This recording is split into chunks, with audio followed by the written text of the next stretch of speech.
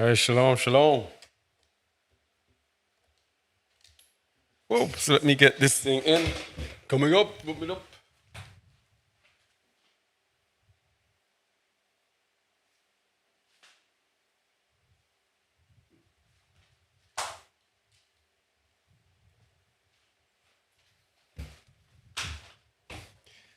Yeah. All right. We are early today. For all those people who are used to us being late, try to be early today. Let me get a song on in the meantime from the Just a Word Assembly. We're gonna sing. Yahuwah says to be holy. Yahushua says to be perfect. And whatever we ask of him, we shall receive. Abba, help us be holy. Teach us to be perfect. Make us to be like you, because we believe. Oh, we're gonna sing. We're gonna lift up our hands to you. Yeah, we're gonna sing. We're gonna lift up our voice to you. We left this world behind us. Our hearts are set on you. We're looking for your city, the Garden of Eden. It's like we choose. Let's worship in Ruach. We gotta worship in truth, 'cause that's expected of me. Shabbat shalom, Remnant Child. And what's required of you. Abba, pour out your Ruach. Abba, lead us in truth. Draw us into your presence. We need more of you. Oh, we're gonna sing. Oh, we're gonna sing. Shabbat shalom to you. We're gonna lift up our hands to you. Yeah, we're gonna sing. We're gonna lift up our voice to you. We've left this world behind us. Our hearts are set on you. We're looking for your city, the Garden of Eden. It's like we choose. Yahuwah says to be holy. Yahushua says to be perfect. And whatever we ask of him, we shall receive. Abba, help us be holy. Teach us to be perfect. Make us to be like you, because we believe. Oh, we're gonna sing. We're gonna lift up our hands to you. Yeah, we're gonna sing. We're gonna lift up our voice to you. We've left this world behind us. Our hearts are set on you. We're looking for your city, the Garden of Eden. It's like we choose. Yahushua says to be perfect. And whatever we ask of him, we shall receive. Abba, help us be holy. The song you're listening to came out of Teach us to be perfect. Make us to be like you, because we believe. Oh, we're gonna sing. We're gonna lift up our hands to you. Yeah, we're gonna sing. We're gonna lift up our voice to you. We left this world behind us. Our hearts are set on you. We're looking for your city, the Garden of Eden. It's like we choose. Shalom, Oh, Eliora. we're gonna sing. Oh, we're gonna sing. Teach the children. We're gonna lift up our hands to you. Shabbat Yeah, we're gonna sing. We're gonna lift up our voice to you. We left this world behind.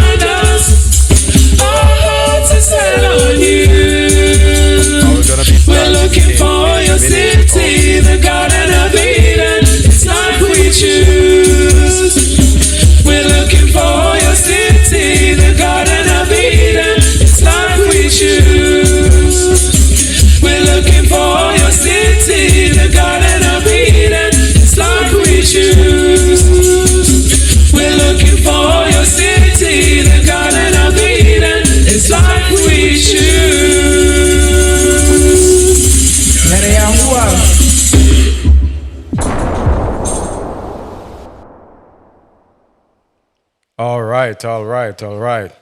Shabbat shalom to you all. Shabbat shalom. And Lewis. Shabbat shalom. All right, so today we're looking at the wilderness versus the streets. Yadaya Verona, Shabbat shalom to you. The wilderness versus the streets. No. Let me get this thing recorded. Sorry. Today we are looking at the wilderness versus the streets, and this so many things to do.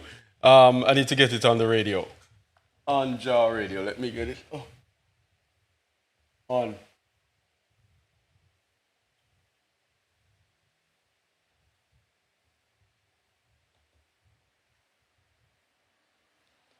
All right, so we are also live on Jaw Radio. Welcome to our listeners over there.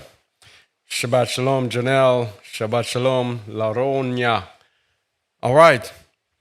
So this came out of a conversation I had with a sister this week, and with things that we had been presenting on the radio. So everything was just in line. So some of the things you hear here were presented on the radio. And it's just to give a general picture so that everyone can see it and can get it. All right, so this came out of a conversation I had with a sister who was one of the persons who was in a group with us when we had our group. And, she was saying that, telling us about... and the sister is here today. I shouted her, but I don't want to tell her name. And she was speaking about how, and speaking for others as well, about when we were leaving South Africa, how they were confused and all of that. So after I spoke with her, I said, well, I think the time has come for me to kind of explain to people where we are spiritually and what the Most High has shown me spiritually. Now, if you have been watching us for any time, you know that I always advocate obedience first and then understand after. The Most High's ways are not our ways. He works in some really strange ways that we usually cannot understand. So what the human being generally does is to try to understand first and then they move. That is not faith. That is not emunah. That is not obedience. Yes? That is a carnal response. If I can understand first, it means that I'm driven by mine own understanding. But when I give in and go through whatever has to happen, whatever I have to go through, then the Most High shows me this is what is happening to you. Then that is emunah. Now, people who follow just a word, let me tell you something, and I think I said it last week. What does it say in Sirach 12, verse 1? My son, when you come to serve, I am, prepare your soul for temptation. This place is a mad world here at Just a Word, because you never know when the Most High is going to switch things around and change things. I'll be here today and gone tomorrow. And in our last stint in South Africa, a little bit over a year stint, a brother of ours calculated 14 different places we lived in 8 months. So the Most High was preparing us. Yeah, has been preparing us to move at any time. So we'll be there. We were there at our location and thinking that location, and we started doing everything there and planting this and setting up that. And then the Most High, why? In Jamaica we say, it's not easy at all. Easy. Then the Most High just sent some dreams and said, go to this place. And then I was like, Oop. I was hesitating, wanting to hear one more, and the Most High got stern. And got stern on us and said, go! That's the same, just the same way as when I was to leave Jamaica to go to South Africa first. Very stern. Leave now. And so you should see us packing up everything, packing what we could pack to go on a 10-hour journey to another place that we never ever thought it existed or knew anything about. And then start doing that. Or 14 times. And I think 2 more times. But after the brother counted, there was another 1 or 2 times that we moved again. Until finally moving out. So this is the unpredictability of the Most High. And if you look in the Old Testament, this is how he moved the children of Yasharal. Now, people who want to listen to us, follow us as it were, and think you're going to come to a nice, comfortable space where routine, you do the same thing over, and the same thing is over. It's over. That's why people are in for a shot. That's why people are always, where they just already everybody, and everybody scatters. Everybody scatters. Yeah? But the Most High showed me over time. And I didn't understand it either until over time. And when he started to give me more and more dreams and giving me insights, understandings.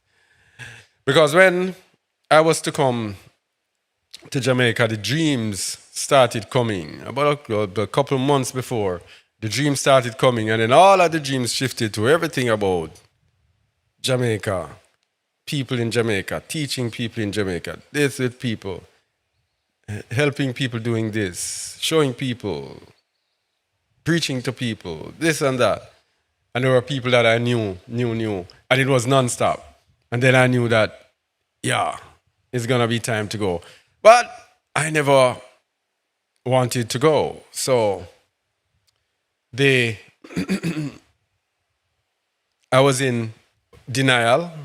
Yeah. So the more and more the dreams I got, and good thing I wrote down the dreams, the more and more dreams that I got, the more and more I realized what was happening. But I didn't know why it was happening, because you were there saying, this is the land. And if you leave the land, then you gotta be a failure.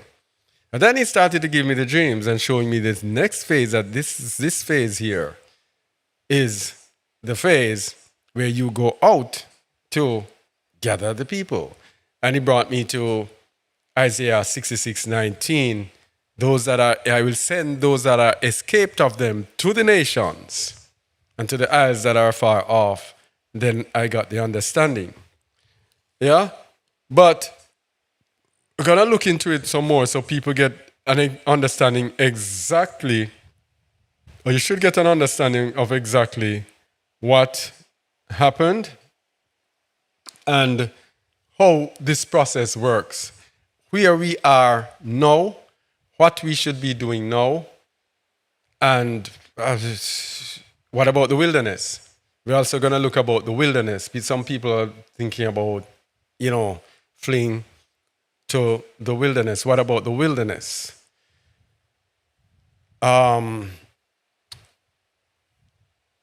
Before we continue, Ajah Radio. Yeah, man. a reminder of Jar Radio, our podcast, our morning podcast, 8 a.m. to 10 a.m., 10 to 10:30 a.m., Mondays to Thursdays. Wake Up and Live is our program. That is great music and a word. Great music, great music along with the word here. Great music along with the word. And it's a great way to start your morning. All right, lots of are revealed there.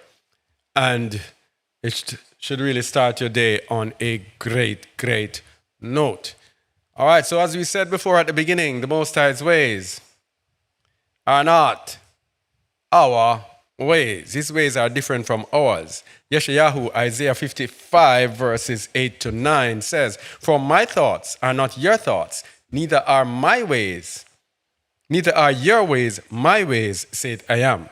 For as the heavens are higher than the earth, so are my ways higher than your ways, and my thoughts than your thoughts." So the Most High is way above us. Yeah. Let me see something. Yeah, the Most High's ways are way above ours.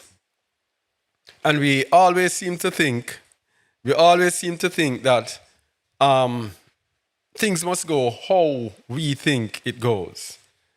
Never remembering that the Most High says his ways are far above our ways and his thoughts far away from our thoughts. So we cannot comprehend. Let me get this thing off.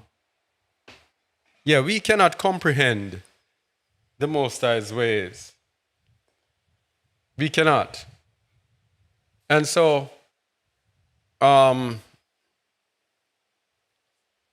we have to watch him do things instead of we determining what should be done or what he is doing. I hear a little echo. I don't think you will hear it though. All right?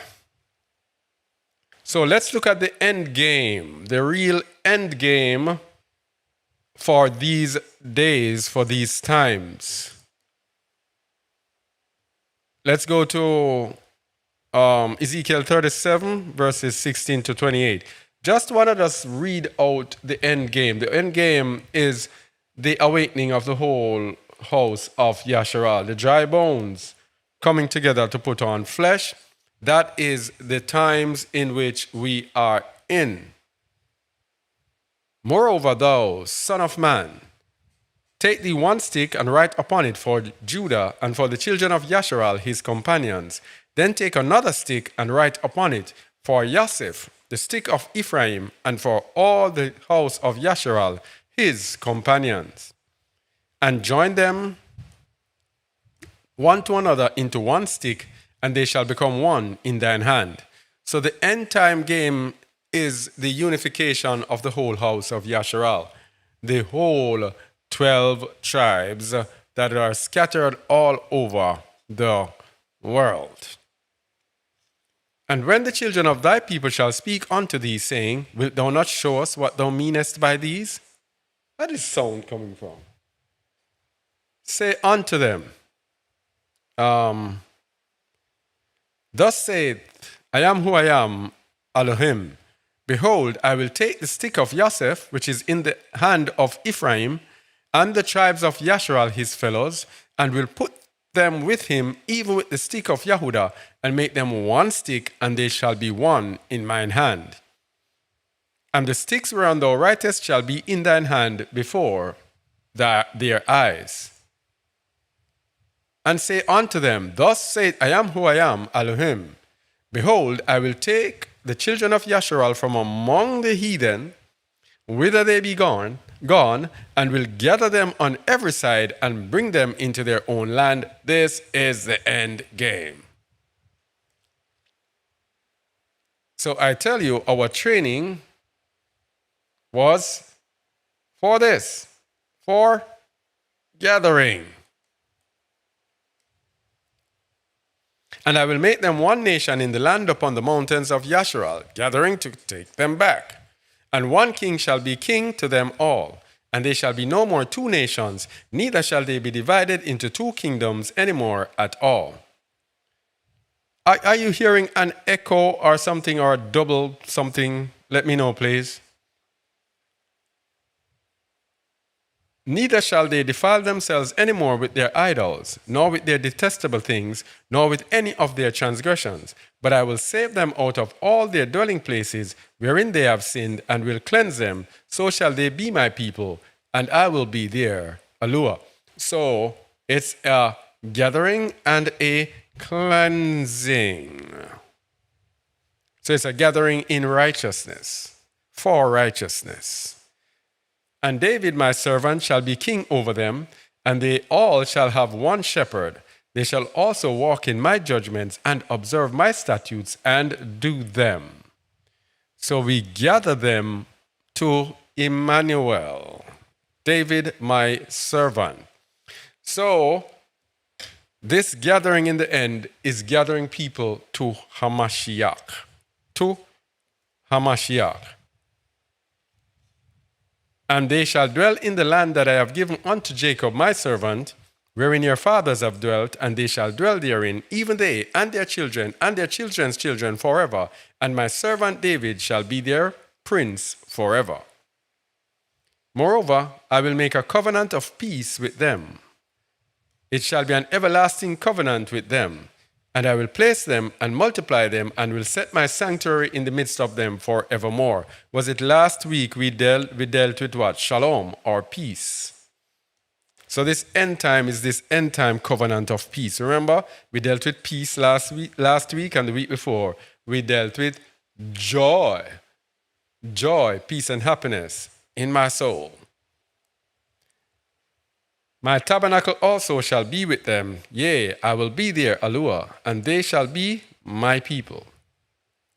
And the heathen shall know that I am who I am. Do sanctify Yasharal, when my sanctuary shall be in the midst of them forevermore. So this is going to be done before the nations.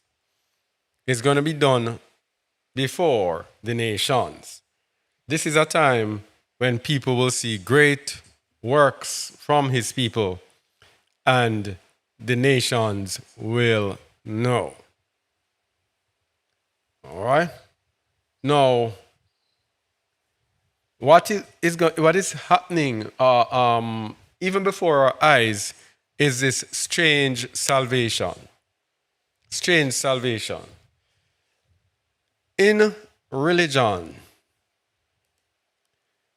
we have been given a sort of a look at a salvation, and this salvation has the appearance. Yeah, the salvation has the appearance of a certain religious appearance. But as I've been saying this week or probably the week before, the Most High's righteousness is different from religious righteousness. Religion, the Christian religion, has set up a standard of righteousness, has set up a way that if people see things go outside of the way, people start yelling and start thinking, heresy, heresy, unrighteousness. Like the person was telling me that they were thinking that we're talking about coming out of the midst of Babylon, and then all of a sudden talking about Jamaica to be destroyed, and then all of a sudden I'm going back to Jamaica. That sounds so unrighteous and sounds so deceptive, doesn't it? It would sound deceptive if I was the one who was planning it. If I was the one who was planning it, I'd say, you know what? Jamaica has to be destroyed. Well, you know what? I'm going to go back there. That would be deceptive. I'm going to pull a fast one on them and go back in there. Yeah, just to trick them, just to deceive them. That's crazy. Yeah? Before, even when we talk about Jamaica to be destroyed, the Most High had said through our sister, she said in the dream, it said, the word said, Kazakh, save Jamaica. These are things that I look back on and get understanding. She said, Kazakh, save Jamaica. I'm like, me? I can't even save myself. I'm struggling here to stay alive spiritually. And me save Jamaica, but this is what it means. It knew that in the time to come, I would be sent back to Jamaica. And the save Jamaica means to go and minister and go and spread the word in Jamaica before the trouble comes. Yeah? I mean, I talk about these things and I realize I'm not doing such a good job after all. Not doing such a good job. Should have been more out there than I have been. Anyway, that's another story. So, yeah, to go back. So that would have been the deception if I had done it by myself. But I didn't do it. It's the Most High who has effected everything. So the strange salvation is that things don't go the way that we expected it to go. Let's go to the strange salvation in the book of Wisdom of Solomon, chapter 5, verse 1. Wisdom of Solomon, chapter 5. And it says, Then shall the righteous man stand in great boldness before the face of such as have afflicted him and made no account of his labors. Now, as usual in the scripture, we can get understanding in more than one way.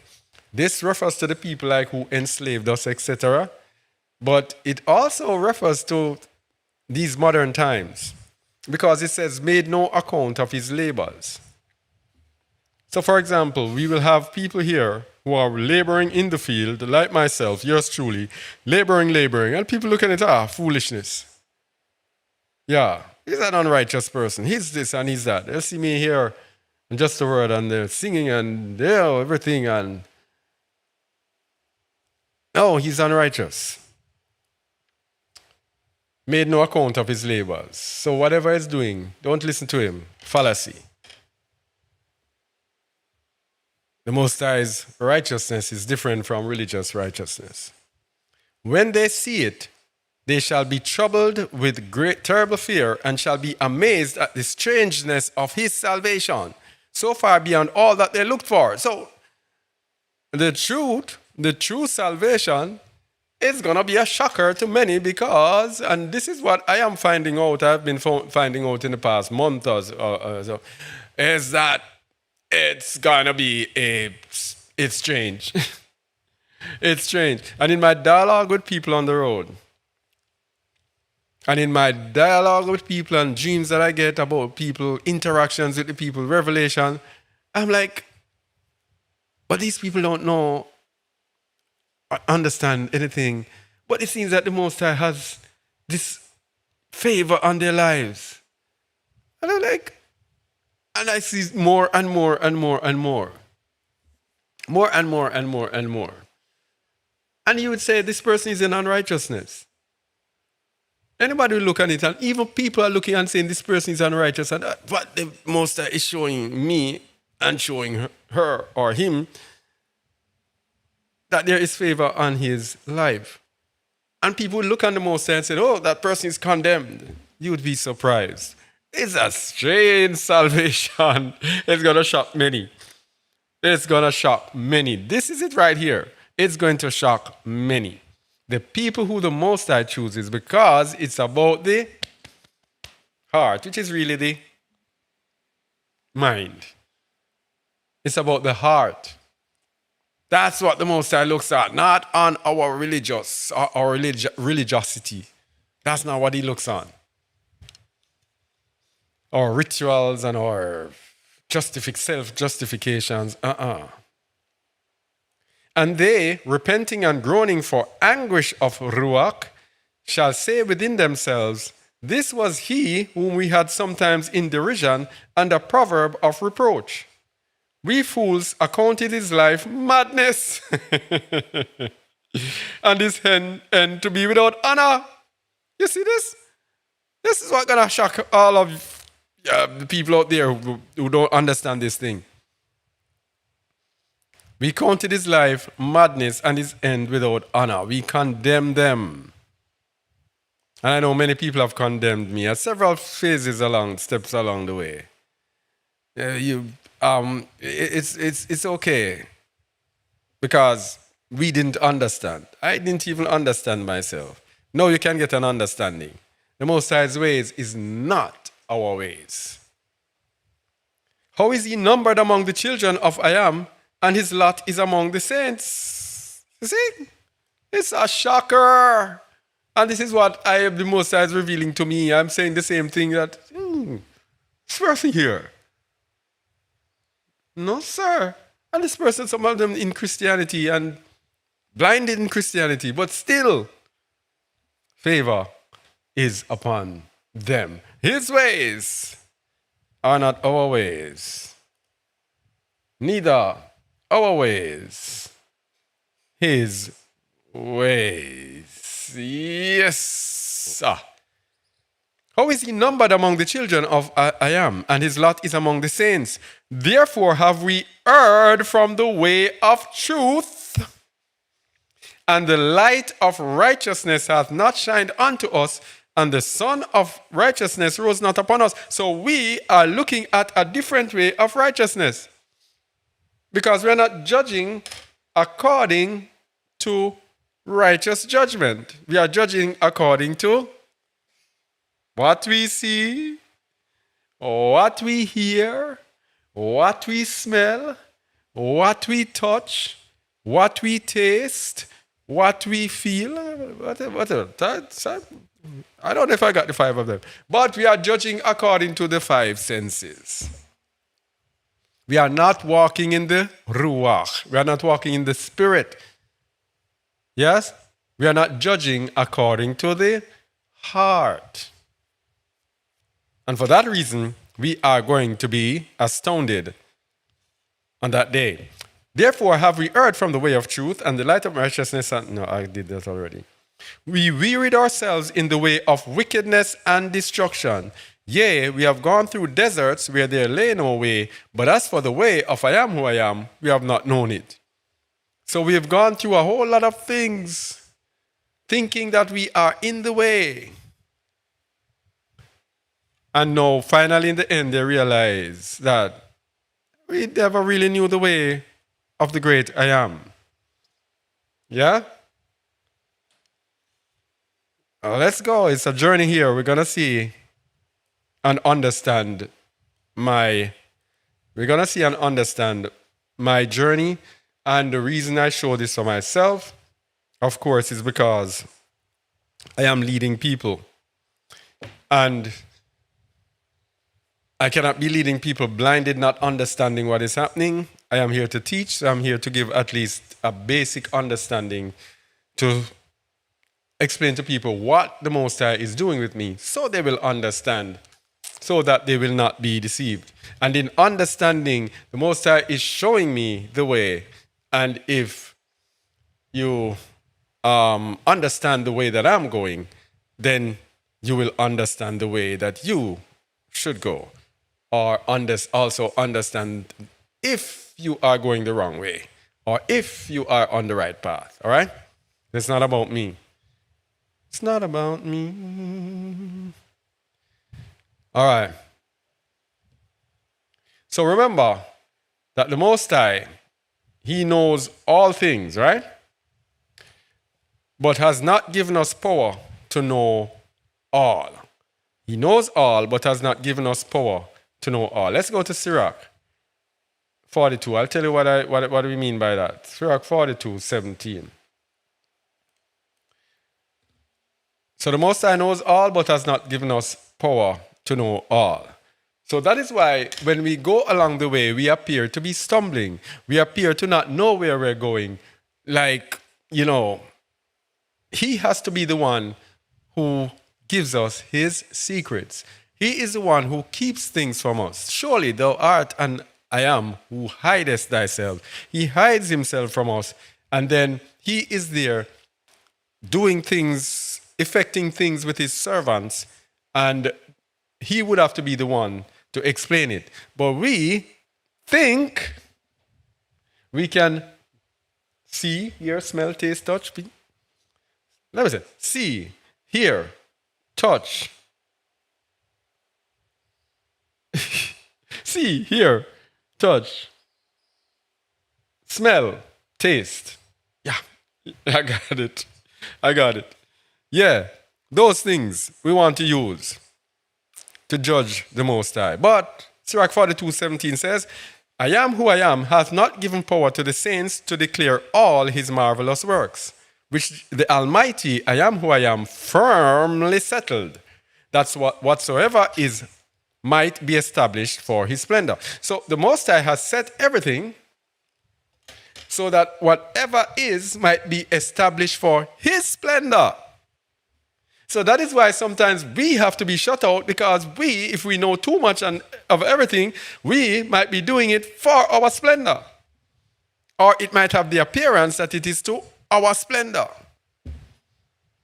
So that's why sometimes his messengers have to look like fools at times, in order to humble them, so that whatever they do is not according to their splendor. They have to be brought down, in order that he may be lifted up. What did John the Baptist say? I must decrease so that he increase. So that is why Isaiah walked naked for 3.5 years, I think. That is why Ezekiel slept on his side for how long? That is why Jeremiah carried a yoke around his neck. All of them looking like fools. All of them looking like fools. Because it has to be for the Most High's splendor. And he hides things from us. He does not give us everything. Yeah? I am who I am hath not given power to the saints to declare all his marvelous works. So, the saints do not know everything. We only know that which he gives us. He seeketh out the deep and the heart, and considereth their crafty devices. For I am knoweth all that may be known, and he beholdeth the signs of the world. He declareth the things that are past and forward to come, and revealeth the steps of hidden things. The steps of hidden things. No thought escapeth him, neither any word is hidden from him. He hath garnished the excellent works of his wisdom, and he is from everlasting to everlasting. Unto him may nothing be added, neither can he be diminished, and he hath no need of any counselor. Oh, how desirable are all his works, that a man may see even to a spark. So he might only show, if we are fortunate, we see a spark of his work. So that is why we don't know when he's doing things that we don't understand what he's doing. If you come and explain to me, Kazak, why this and why that, I don't know. I don't know. But the things that are revealed to us, though, belong to us.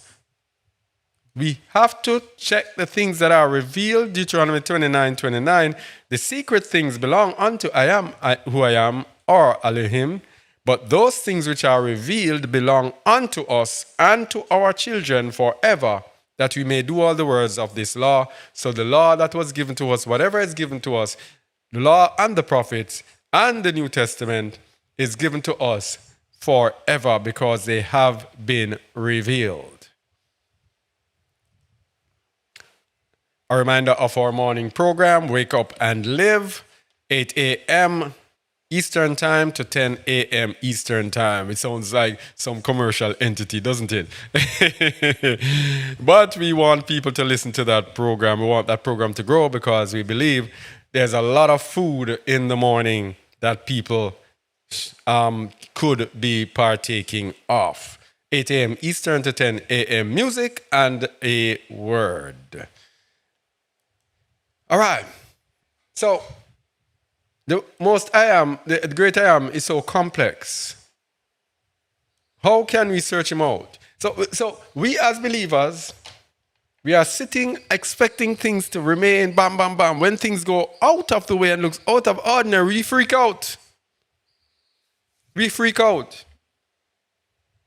And I can tell you, with my experience, many of us as believers who are very, very carnal always seem to go according to our sight, what we see. And people, we need to stop it. That's the number 6 right there. That's being carnal. That's a fleshy man. And most of us as believers, that is how we operate. For example, in my experience of being together with believers, man, everything, actually, everything is according to the sight. No one seems to look and try to figure out what is the Most High doing with this person? What is the Most High doing here? Nope. It has to be what I see. I see you, so it is you. And by the way, this is why the children of Yahshua got in trouble, because it was always Moses and Aaron, Moses and Aaron. Just what they saw, when it was the Most High in the background who took the responsibility whenever they went against Moses and Aaron, against, who was it again? Samuel. The Most High said, it's me they have a problem with, not with you. But guess what? We cannot have a problem with the Most High, so we turn the problem on whomever is there. That's just one of my experiences that I need to share with you. We need to start looking more through the eyes of the Ruach, not through the eyes of the flesh. And this experience with this thingy here, when people are seeing this happen and freaking out, this is one such example. But how can you search out the great I am? Judith chapter 8, verses 13 to 14. And now try I am who I am Almighty, but ye shall never know anything. So if you try the Most High, you will never know anything. We have to pray. We have to sit. We have to wait. We have to hope that He reveals things to us. For ye cannot find the depth of the heart of man, neither can ye perceive the things that he thinketh. Then how can ye search out Allure, that hath made all these things, and know his mind, or comprehend his purpose? We cannot know his mind, nor comprehend his purpose. Nay, my brethren, provoke not I am who I am, or Allure to anger. What is he saying there? That when you try to know his mind and comprehend his purpose, when you try him in order to comprehend his mind and his purpose, then he gets angry. He wants us to ask him, to speak to him. Father, why is this? Father, why is such and such? He does not want us to look and say, oh, that happened, so that means such and such. No.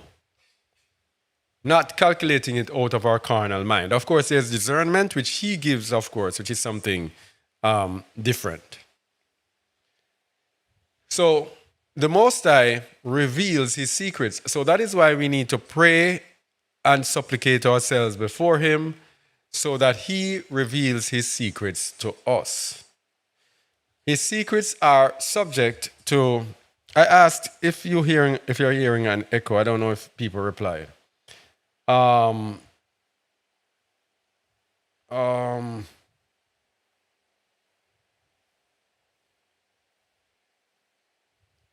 I am loud. Okay. All right. A good load or a bad load? Is it loud in an annoying way? All right. So, yeah, we have to seek him to reveal his secrets to us. Daniel 2:28, to show how he revealed his secret to Nebuchadnezzar. There is an Elohim in heaven that revealeth secrets, and maketh them known to the king Nebuchadnezzar what shall be in the latter days. All right, thank you, Janelle. But there is an Elohim in heaven that revealeth secrets, and maketh known to the king Nebuchadnezzar what shall be in the latter days. Thy dream and the visions of thy head upon thy bed are these. As for thee, O king, thy thoughts came into thy mind upon thy bed, what should come to pass hereafter. And he that revealeth secrets maketh known to thee what shall come to pass. This is what we need to do. We need to seek out the Most High to reveal his secrets, to make us known what shall come to pass. And I'm going to show you what he has shown me in revealing his secrets to me. Amos 3:7. Surely I am who I am. Alua will do nothing, but he revealeth his secrets unto his servants, the prophets. So the Most High reveals his secrets to his prophets, but he does not give all for everyone to understand.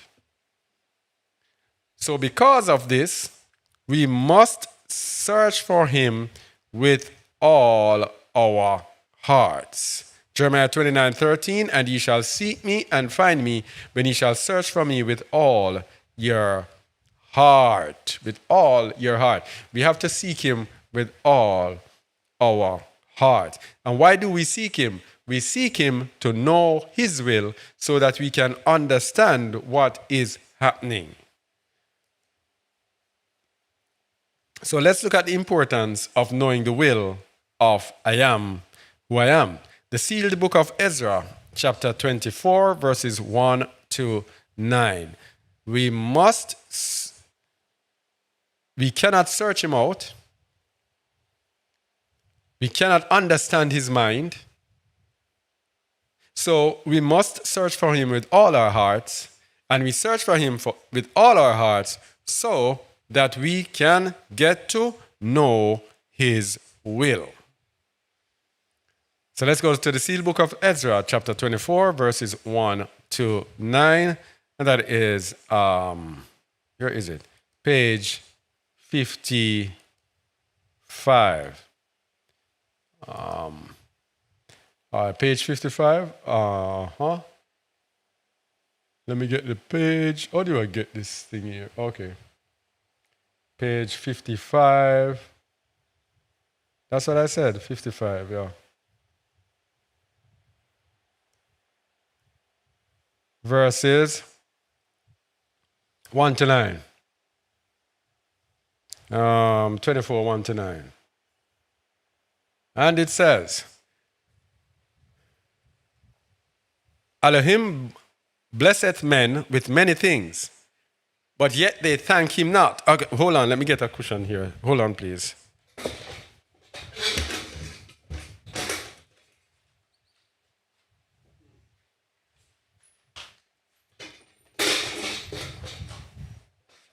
Yeah. All right, sorry about that, but my back is starting to pain me. God's no brace. All right. I am barak men with many things, but yet they thank him not. The birds sing his praise, but men profane his name. I am barak men with wine and oil and corn, with sheep and oxen and horses, with mules, with camels, with barley and fruit. He hath given him 1,000 kinds of fruit. He hath created and given him many other things, but yet men praise him not, neither thank him for it. He sendeth rain and causeth things to grow, yet they consider not that Elohim doth it, because their hearts are hardened.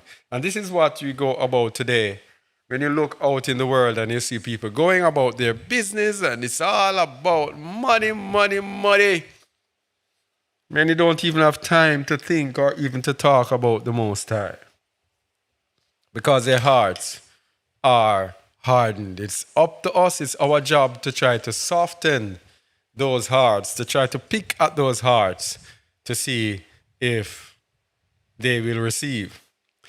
Satan hardened their hearts, for they hearken not to the counsel of Elohim. So when they don't hearken to the counsel of the Most High, then Hasatan is given the permission to do his thing. When Elohim sendeth his prophets unto them, they reject them, saying, we have already seen enough. For these things they shall be condemned, for not thanking I am who I am, their Elohim, for the things he has bestowed upon them. If they serve Elohim, they will remember him. But those who do not serve I am who I am forget him. They remember him not. They do not consider that the power of I am keepeth them alive. Therefore, death shall overtake them, and they shall go down to the grave. Look at this verse here. This is one of the reasons why we have death, because people do not remember the Most High. Therefore, many of them have a short lifespan. All right? That's why it says in the book of what? Micah or Malachi, that he wrote a book of remembrance for those who spoke about him and thought on his name. So those people will receive barakah. Consider the ways of I am, for they are exalted, and his works, for they are wonderful. Consider his works and all his doings, for his works are great. They are full of exceedingly great wisdom. Seek to understand his wisdom, for it is great and full of exceedingly great splendor. Seek to understand his wisdom. This is what we do. We jump to conclusions based on our perception, and it is usually based on our growing up in the world, our rational thinking, and we talk about logics and logical and all of those things. We prefer that instead of seeking out the wisdom of the Most High. For me, I seek out his wisdom to try to see why he does this, why, to get to know him. Because Hamashiach told me in John 17:3, and this is life eternal, to know thee, the only true Elohim, and Emmanuel, the Messiah, whom thou hast sent. So eternal life is getting to know the Father and the Son. So it's useless us making assumptions. We have to seek to know him. All things belong unto Elohim. Yea, all things are his in heaven and on earth. Therefore, serve him with all your might, mind, and strength, that ye may be saved.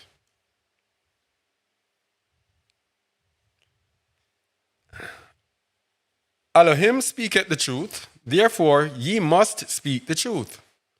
He loveth all men, therefore we must be like him. Ye must love all men and speak the truth in your hearts. You must love your enemies.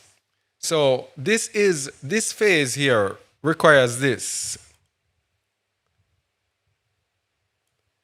It's love and the truth that is required for this phase. Loving all men. Because if you're going to try to save people, you're going to have to love them. Otherwise, when you come to them and they reject you and whatever, you're going to be angry with them and be bitter with them, whatever. Or you're going to start the conversation and they act,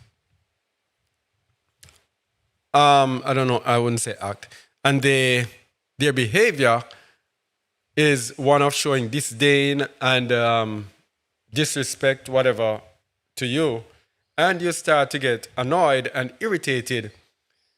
And because you lack patience, self-control, etc., because there is not that love, then someone who might have been won by patience, you would have lost them. I have been on so many conversations, and when it started out, it looks tough. But staying in there, and responding in humility, usually sometimes the conscience just starts to get to the person. Now the person will break down, and then at the end, we get somewhere. And then I look at myself and said, if I had responded in the old, if I had responded as Kazakh would have responded, then I would have lost that opportunity with that person. Yeah? So it's love that is absolutely essential at this point. Do good to those that hate you, shed no blood, speak no vanity, neither lies. Put selfishness and covetousness far from you. All of these are necessary for this journey here. All of these. Let not envy, strife, nor backbiting have place with you. All of these are necessary elements. You go to people and people are disrespectful and hard, no strife with them, show them love. Where these things are, the Ruach of I am is not. Therefore, these things are not with the saints of I am, because they grieve the Ruach of I am. So, Ruach HaKadosh is going to flee if any of these is present. Yeah? If any of these, speaking vanity, speaking lies, being selfish, being covetous, envious, full of strife, and a backbiter, Ruach HaKadosh will flee from us. Love I am and keep his commandments, and it shall be well with thee. If ye understand the will of I am, do it. Now we're getting to the point at where I want to go. We lay the foundation. The will of I am. That's what's important. We have to know the will. If we do not know it, then we have to ask him. So when we see things happen, we go and ask the Most High, what is happening here? If you understand the will of I am, do it. If you understand it not, inquire of I am, and he will show thee. Ask about his will for you. So, when we were going through our transition, should have just asked about the Most High's will. What is his will? And we should all be doing that right now. What is your will for me? Because it's needless we are here being religious, doing what we think we should be doing, and that is not the will of the Most High for us. Therefore, say not I do not know the... No. Therefore, say not I do not know the will of I am. Therefore, I cannot do it. For I am will make known unto you his will when you ask him. He will make known to you. Therefore, if you ask him not, you are condemned for it. If we don't ask him his will, we are condemned for it. For if we do not all that is in your power to do, ye shall be condemned and punished for it. Even so, so let it be. So, this year is another thing, speaking to me as well. Because as I told you, I do not think I have done as much as I should have done. Not an easy road. All are condemned for not serving I am, but many are saved through his mercies, for he is merciful. Even so, so let it be. So we have to find out what the Most High's will is for us and walk in that will. Walk in that will. And a sister of ours had communicated with me that another sister got a dream about her, declaring that she finally found out the will of the Most High for her. And then after that, she started to manifest great spiritual gifts when she found out the will of the Most High for her. So, if there's anything you take from this, find out the will of the Most High. Yeah? Find out the will of the Most High and do it. All right? All right, all right, all right. So we have to find out the will of the Most High. Got that one? So to find out His will, we have to seek out the Most High's wisdom. We have to seek out His wisdom. We have to look at the importance of wisdom in getting us to understand the will of I Am. Wisdom chapter 9, 9 to 18. The importance of wisdom in getting us to know the will of I Am.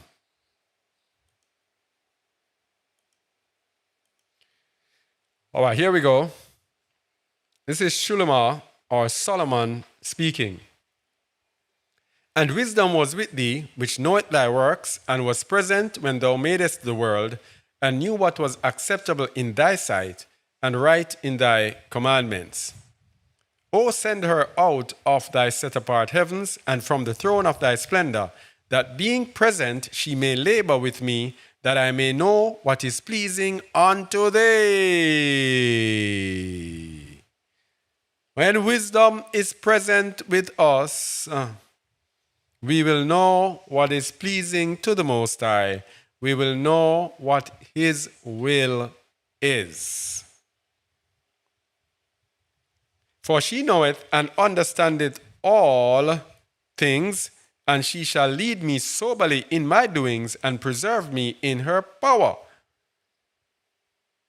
She shall lead me in my doings and preserve me in her power. That means I cannot do anything wrong. I cannot go wrong as long as I have wisdom. So shall my works be acceptable. So without wisdom leading us, and we know Hamashiach told us that if I leave, I will send Ruach of truth, which will guide you into all truth. So our works will be acceptable because we will be guided in the right path. So shall my works be acceptable, and then shall I judge thy people righteously, and be worthy to sit in my Father's seat. For what man is he that can know the counsel of I Am, or who can think what the will of I Am is? You can't even think. It's wisdom that has to show it to us. For the thoughts of mortal men are miserable, and our devices are but uncertain. For the corruptible body presseth down the soul, and the earthly tabernacle weigheth down the mind that museth upon many things. This verse here is very powerful. The corruptible body presseth down the soul, because the body is selfishly going after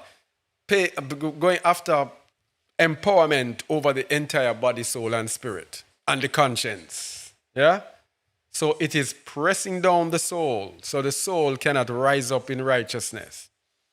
And the earthly tabernacle weighed down the mind that museth upon many things. So the many thoughts that are coming here are impacted by this. This is trying to influence the thoughts to please this. This is given an insatiable appetite to try to get itself satisfied, so much so that it seeks to overpower the mind so that the soul can remain in unrighteousness in its desires. And hardly do we guess aright at things that are upon earth, and with labor do we find things that are before us, but the things that are in heaven who hath searched out? And thy counsel who hath known, except thou give wisdom and send thy Ruach HaKadosh from above? So it's Ruach HaKadosh who's going to give us the understanding, the wisdom, the knowledge, the insights as to the will of the Most High. Without it, we are going to be struggling to do His will, and many of the times we're going to be doing what? Our will. That is why I tell people we obey first and understand later. Because remember, Acts 5:30 tells you that Ruach HaKadosh is given to those that obey him. So if we don't obey, Ruach HaKadosh is going to go away. And we are his witnesses of these things, and so also is Ruach HaKadosh, or the Holy Spirit, whom Adonai had given to them that obey him. To them that obey him. So it is obedience. That is the key. Where do I go? Where was I? No. Where was I? I was, Wisdom 9. How do I get back there? How do I get back there? All right, I have to go all over again. Wisdom 9. Yeah. So it's Ruach HaKadosh that has to lead us. For so the ways of them which lived on the earth were reformed, and men were taught the things that are pleasing unto thee, and were saved through wisdom. Wisdom, the Ruach HaKadosh of discipline, is what shows us the way of the Most High. And by the way, where does wisdom begin? Fear of I am is the beginning of wisdom. So it begins with the fear of the Most High. Psalm 111 verse 9, he sent redemption unto his people. He hath commanded his covenant forever. Holy and reverend is his name. The fear of I am is the beginning of wisdom, a good understanding of all they that do his commandments. His praise endureth forever.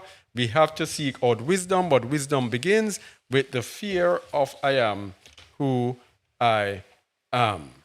The fear. Psalms 25:14. The secret of I am is with them that fear him, and he will show them his covenant. So we said earlier that the Most High is the one who reveals secret. Now it tells us who he reveals his secret to.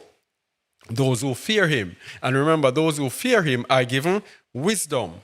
And then those who are given wisdom, he will show them his covenant. He will show them the secrets of his covenant.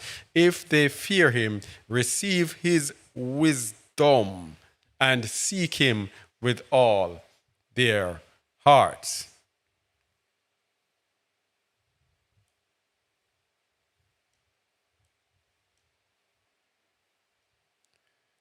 Now, when we say seek him with all our hearts,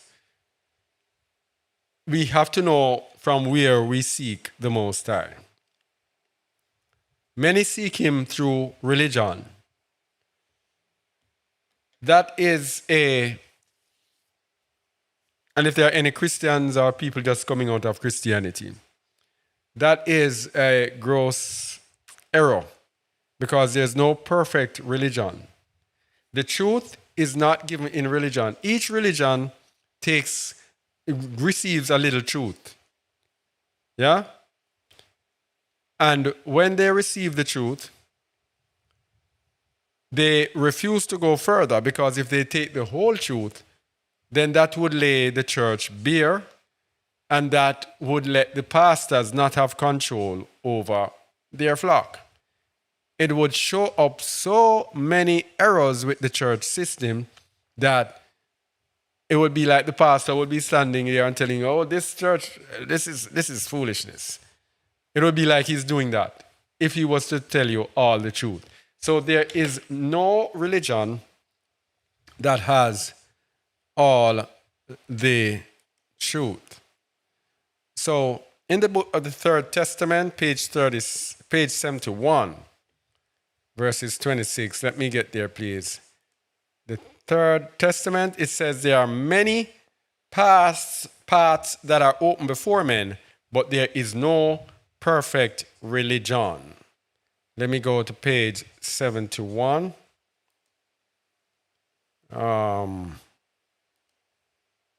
Third Testament.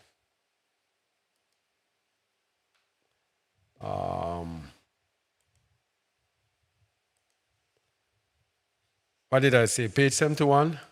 Yeah. Verse 26. Observe that there are many paths which are open before the spirit of mankind. Nevertheless, I say to you that I do not find one single perfect religion in this world, even though some are based on my doctrine. Some religions are based on his doctrine, but there is none that is perfect. I do not come against the word that I imparted to you during the second era. I could not contradict myself. The second era is talking about the New Testament. But I ask you, where is that word, that teaching?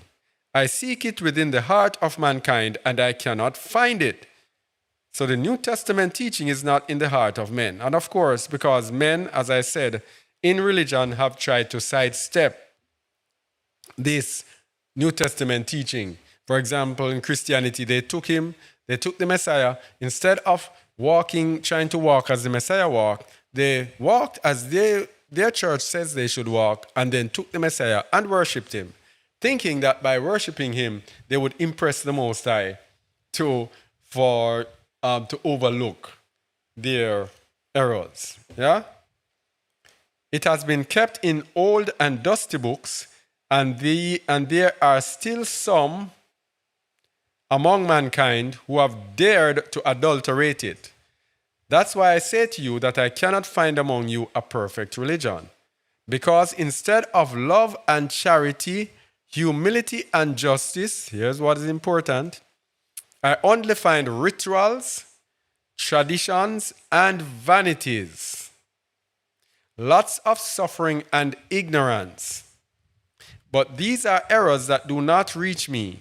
What reaches me only is love, humility, justice, and patience. These are the things that the Most High wants to see. That's why I tell you it's about the heart. It's not about religion. It's not about the rituals, the things that you do.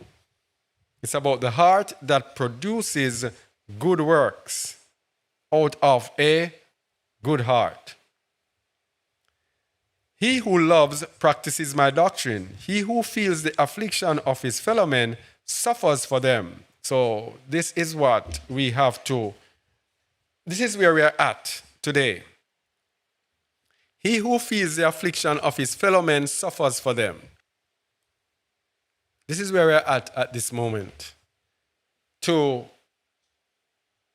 come out and to struggle for the souls of our fellow men. It is to feel their affliction. It is to suffer humiliation. It is to be rejected, to be reproved, rebuked, to be tread upon for our fellow men. That's where we are at this time. And we're going to look at the wilderness and compare the wilderness experience with what we are to be doing.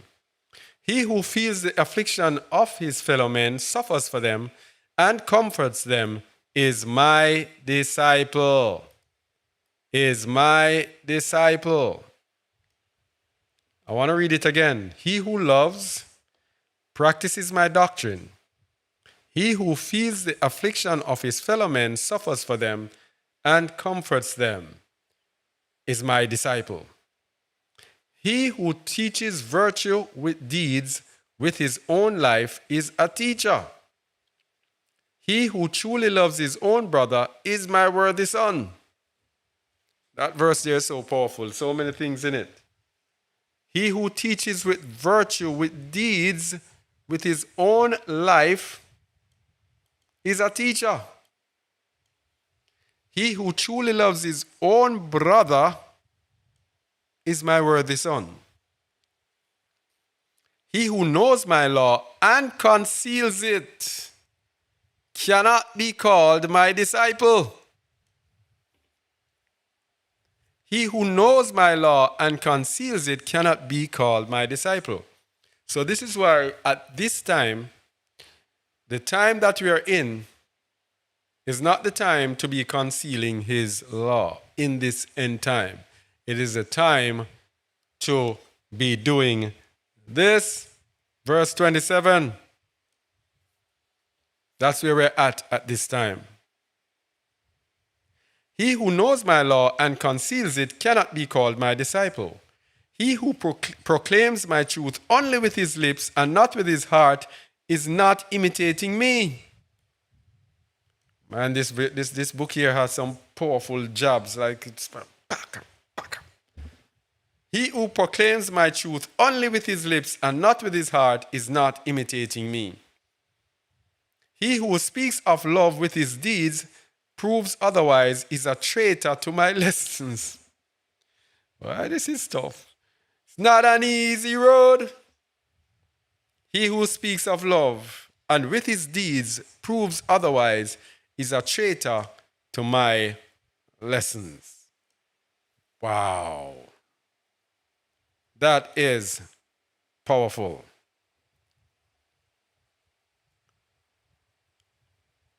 Oh. All right.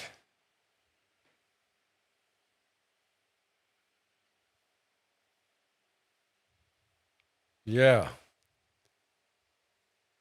All right. So we're going to talk about the wilderness. We just spoke about what we should be doing. That's just a little touch of what we should be doing.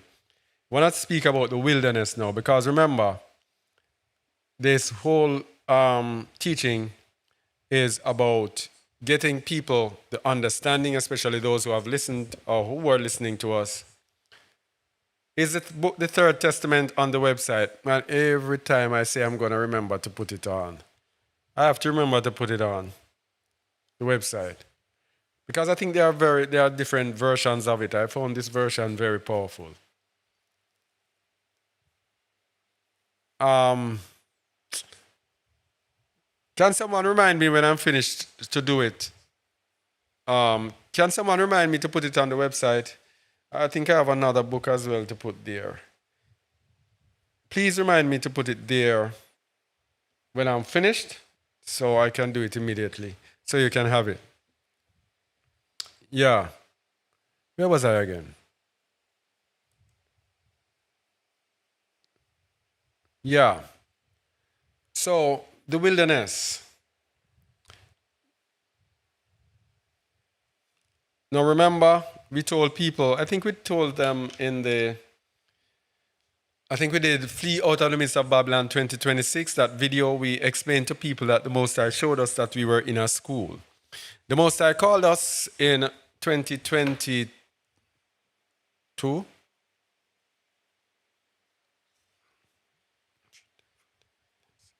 Yeah, 2022, late 2022. And he called us to come out of the midst of Babylon. And it was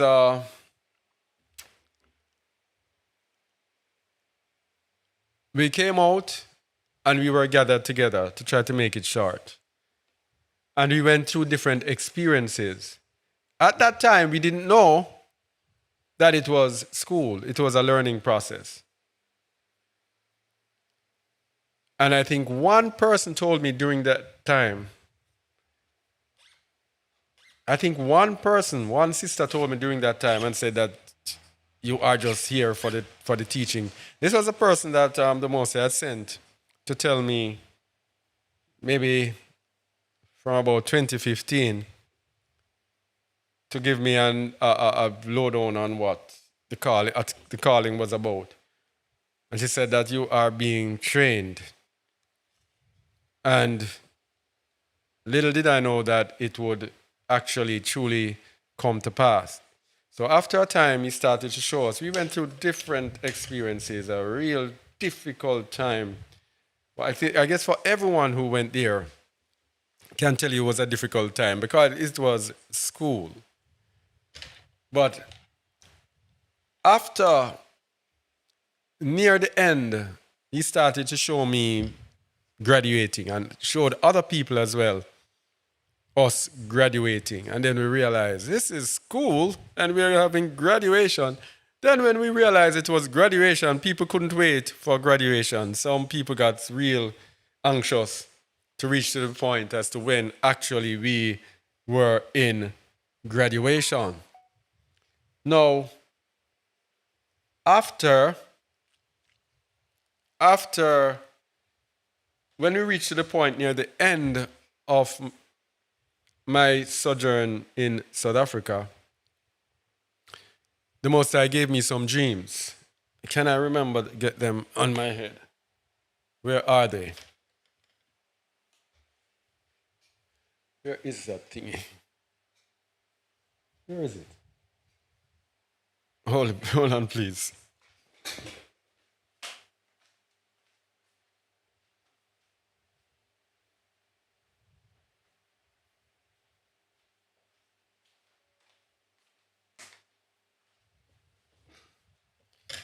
Yeah, I need to. And I give thanks for the day when I started to write down those dreams, yeah? Man, so much understanding from matching up. Because I can't remember anything.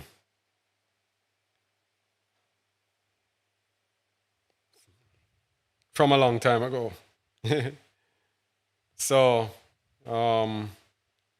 writing down the dreams gives me an opportunity. Yeah. So I started to give me some dreams. And I remember one particular dream was so profound.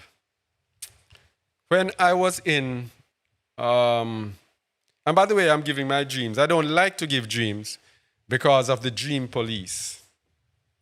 Dream police are people who hear your dreams and take it and say, that's not what it means. I know what it means. No, the Most High gives you your dream. And when he gives you your dream, it's like precept upon precept. It's like dream upon dream. And you have dreams, and you get understanding based on that dream and that dream and that dream, and you get pieces and say, oh, this is what it means. And then these people just sit and they are not in there, and they say, no, that's what it means. Let me explain a little something about dreams. Dreams are like scripture. Prophetic dreams are like scripture. Prophetic dreams are like scripture. They will have one meaning here for one person and another meaning for someone. They will have one meaning here and then they'll have a dual meaning. Yeah? And I'll tell you case in point yesterday. Case in point yesterday. I went into town and I spoke with a couple people. And then I came back. When I came back, I was here for the time, preparing the lesson, etc. And then there was something in my ruach that said, you have to go back into town. There's someone you need to meet. I don't know who. I don't know, but I said I had to go back. And so near the evening, near the time when I would be coming back home to prepare for preparation day, in the evening, I went back into town. And then I walked, and then the first person that I met was this Christian girl. And she was sitting by the roadside. And we were there talking. And as we talked, started to reveal some things. And I said to myself, this is probably it. And I was there listening to her, and she was talking. I was listening to her, until she started to tell me about her brother and something that her brother was doing to her that was wrong. But I didn't know that the person was her brother. Because I got a dream about that person, about her brother, in April while I was in South Africa. And I understood the dream to mean something. But then she started to talk to me about him.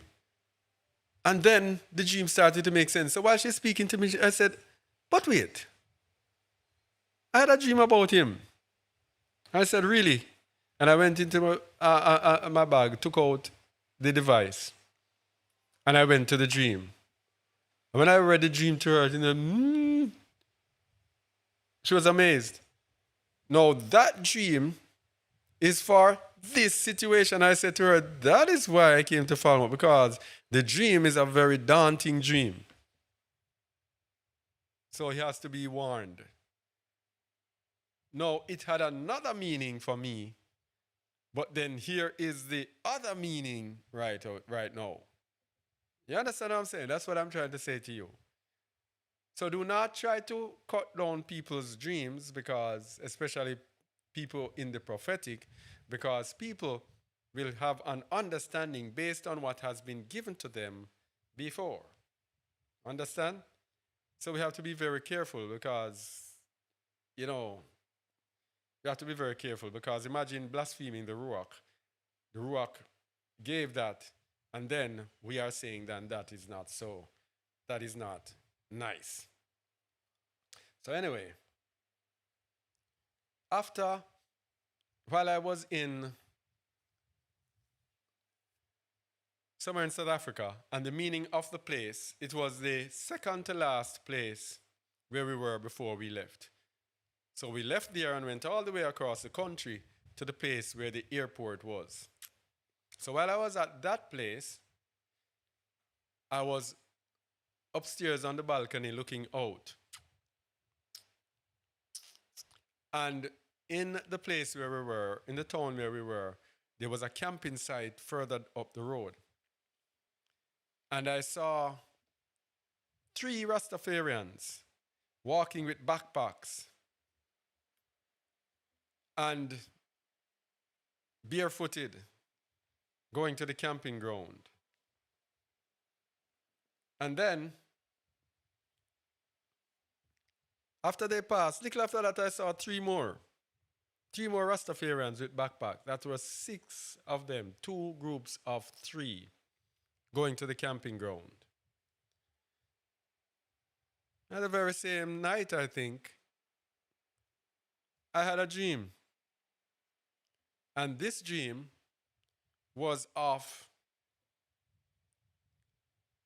2 sets of 3 girls in Jamaica with backpacks on. Just like how the Rastafarians had backpacks. And I was there leading them, in charge of them, to instruct them. Now, when they started out, they were like in a yard, and there was a gate to take them outside. They were in a yard on Cornwall Street, and they were going to Rodney Street. Let me get the meaning of the words, please.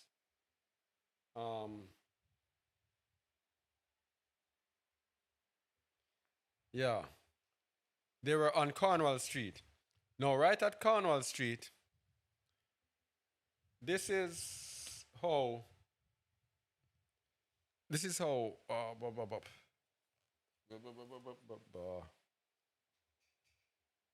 Can you see it? Let me see if I can see it. This is how it is structured, right? They were on Cornwall Street and they were to go around on Rodney Street. Yeah? Yeah. So, I didn't want to put the names out there, but it seems like it slipped.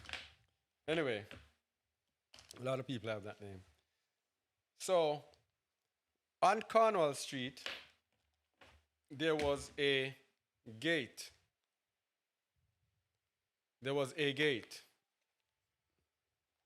So right here, let me put it right here. Yeah, right here. Where is it? Right here. There was a gate right there to go out, and then they would come and go around. So right at the gate, there were some bad dogs. And you know, in the dreams, these are devils, these are demons, these are evil rock out. These are evil spirits. Yeah. Sorry about that if the sound went down. So they were bad spirits, and I was not afraid of them. So I went and I opened the door. As the gate. As soon as I opened the gate and stepped through and let the girls through, one of the devils, one of the dogs came and latched onto my shirt. And I was here, I had to throw him off my shirt. Yes? So right away, as soon as you open the gate, when in the dream, when I do that and the devils come, it means that I've made a wrong move. The wrong move is to let the girls out of Cornwall Street to let them go to Rodney Street. Now, the meaning of Cornwall. I'm just using this illustration to show you the details of how the Most High shows me what we are to do and what we are not to do at this time. So the meaning of Cornwall is the word corn symbolizes, in the Bible, it symbolizes good and sustenance, representing spiritual nourishment and truth.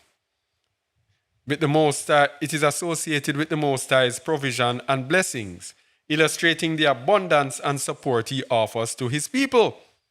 So they were on Cornwall Street, being in the streets in the town, and then opened the gate and to go to Rodney Street.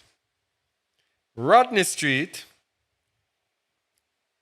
the word Rodney means island of the swift river, often referring to a piece of dry land in a marshy area. So we have a piece of dry land, and then we have marshes around it, coming from a place of good and sustenance. In other words, the Most High was showing that if you partake of this wilderness thing, again, this is what will happen to you. They will go into a dry and marshy place from my good and my sustenance. In other words, he's telling me, I don't know what he's telling anybody else, he's showing me this is what I received. He's showing me if you get involved in any type of thing like this, then I will not be with you. Yes? It will only go to ruin. That's just one dream. Then there was what's the other dream again? Let me see. There are so many of which other one did I? There's another one that I wanted to.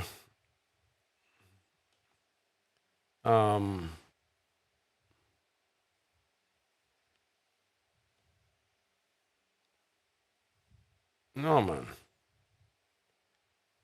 What's the... I want to get back to where I was. Yeah. To get back to the dream, there's another dream that I wanted to... Yes, there's another dream now. There's this other dream that...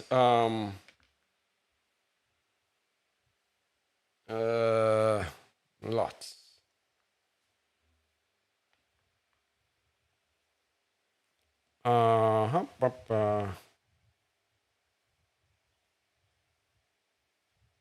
Where's that dream? What's that dream again? Yeah. This dream now, a dream that we had a small lot in a built-up area. So there were buildings around, but we had a lot there, empty lot, and we had tents there. And it was, and I said, this dream was on the 5th of May. This was 5 days before I left for I left South Africa. And it was here in South Africa. And we saw a pickup with several men in there. One of the men, I think his name was Beris, I felt in the dream, was the person who rented us the place. In the dream, he felt like he was kind of like the brother called such and such, who rented us a camping site at one of the places that we went to.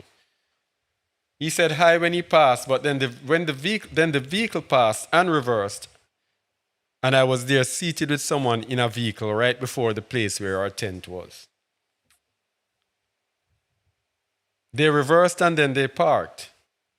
He showed me another man who was walking towards us and told us, "You can talk to this man and you can work together to preach the word." Seems as if this man had similar interests to us. But he was South African. So I came out of the car to hesitantly talk to the man. In the dream, I felt like I just wanted us to be kept private. And when he came out, we saw a policeman in white. His clothing was made in white and black, and he had a black and white bike. And he came out and he said to me, he's going to make video of the tents because he needs to make some records, and he needs to take some records and send some papers to immigration. Now, if you know how South Africa is with immigration and what is happening there now, you'll get an understanding of, now that we are here now, we get an understanding of what it is actually saying. Policeman taking records for immigration. While he was saying it, I said to myself, let me come out of this dream. And I came out of the dream, purposely came out of the dream immediately. Now, the meaning of being dressed in black and white is a spiritual conflict between righteousness, white, and sin, heaviness. A transition, divided loyalty, or a need to balance holiness with mourning. Yeah.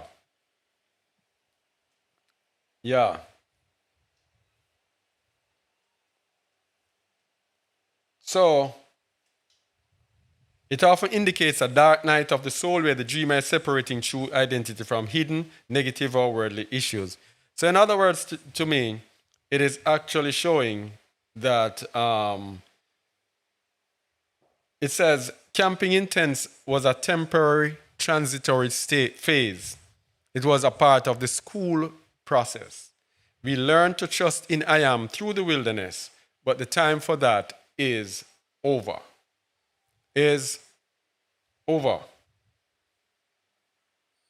My ability to come out of the dream means I have the power to escape by my choices. Yeah? So, those two dreams, and there are others. Which other one again? I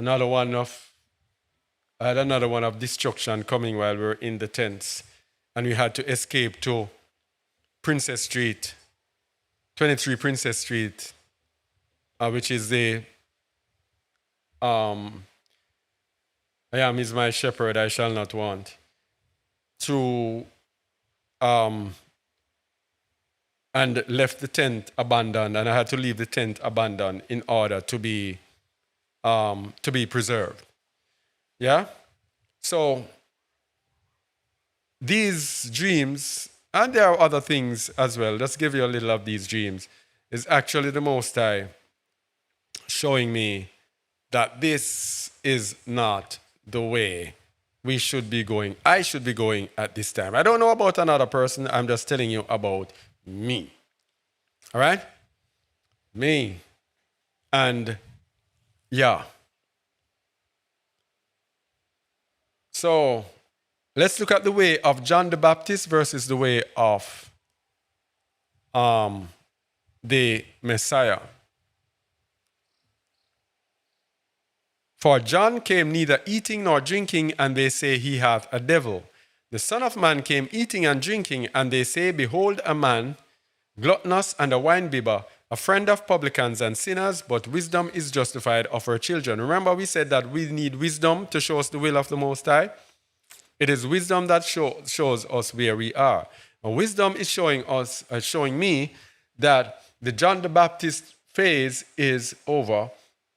And if I return to John the Baptist phase, returning to John the Baptist phase is actually going to cause a problem. It's not going to be the will of the Most High. Remember we said earlier we have to know what the will of the Most High is? It's not the will of the Most High for us at this time. That's what it's showing me. All right? So we have two ways here, the way of John the Baptist and the way of the Messiah.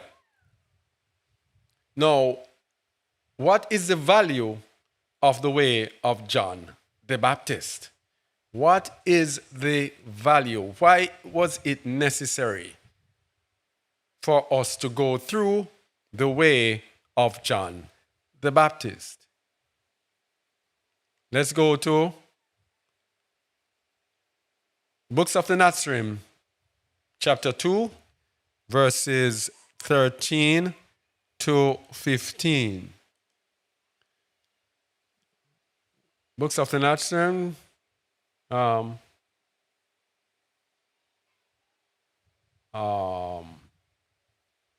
chapter 2, verse 13 to 15. What page is it? What page is it? Didn't say the page. All right, let me see if I can find it. All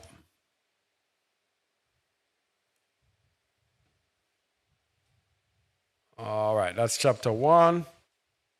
So chapter 2, verses 13 to 15.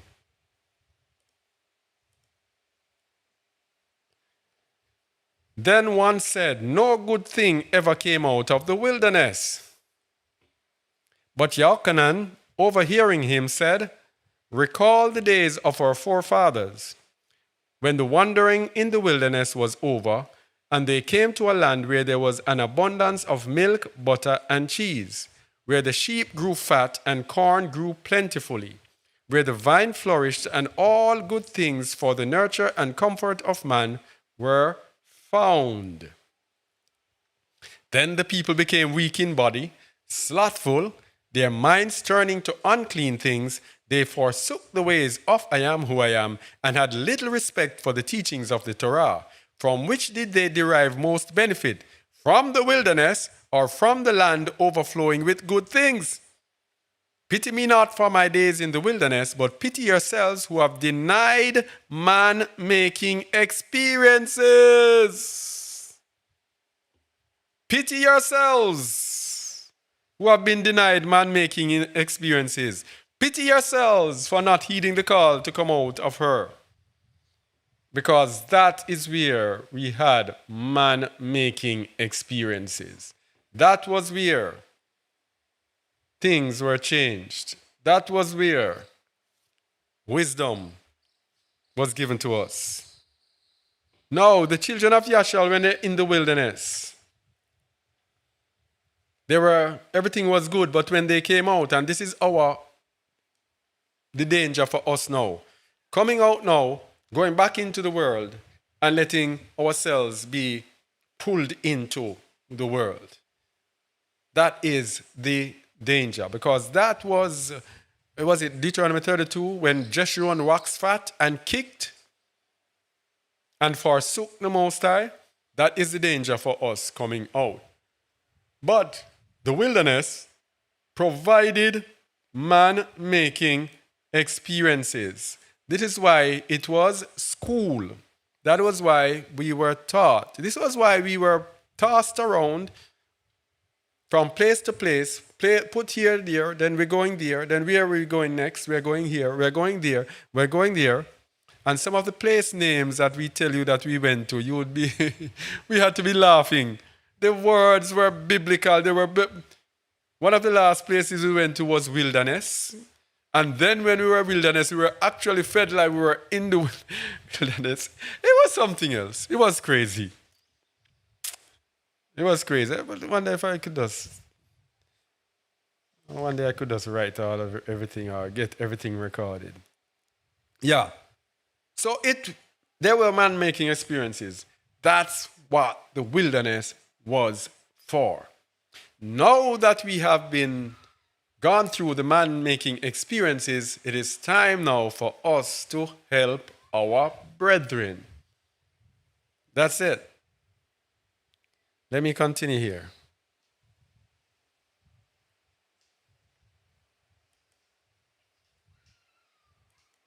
So, the wilderness are the streets. Let's go to verses 18 to 20. The wilderness are the streets at this time. So, the wilderness gave us man making experiences. No, sir. It's not chapter 2. I need to find which chapter this is coming from. So, please give me a minute or few. A minute or two.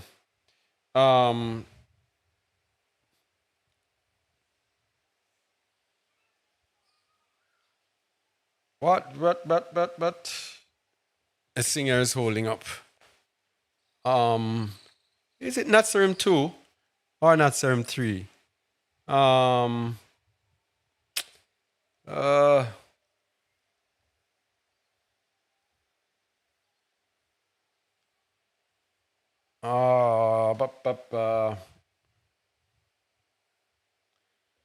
You know what?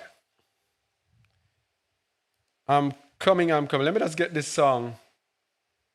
Let me get this songy on in the meantime. While I search for it, I need it. Yahuwah says to be holy. Yahuwah says to be perfect. And whatever we ask of him, we shall receive. Abba, help us be holy. Teach us to be perfect. Make us to be like you. Because we believe. Oh, we're gonna sing. We're gonna lift up our hands to you. Yeah, we're gonna sing. We're gonna lift up our voice to you. We've left this world behind us. Our hearts are set on you. We're looking for your city, the Garden of Eden. It's life we choose. Let's worship in Ruach. We gotta worship in truth. 'Cause that's expected of me. And what's required of you. Abba, pour out your Ruach. It should be playing, it's not playing. Abba, lead us in truth. Draw us into your presence. We need more of you. Oh, we're gonna sing. Oh, we're gonna sing. We're gonna lift up our hands to you. Yeah, we're gonna sing. We're gonna lift up our voice to you. We've left this world behind us. Our hearts are set on you. We're looking for your city, the Garden of Eden. It's life we choose. Yahuwah says to be holy. Yahushua says to be perfect. And whatever we ask of him, we shall receive.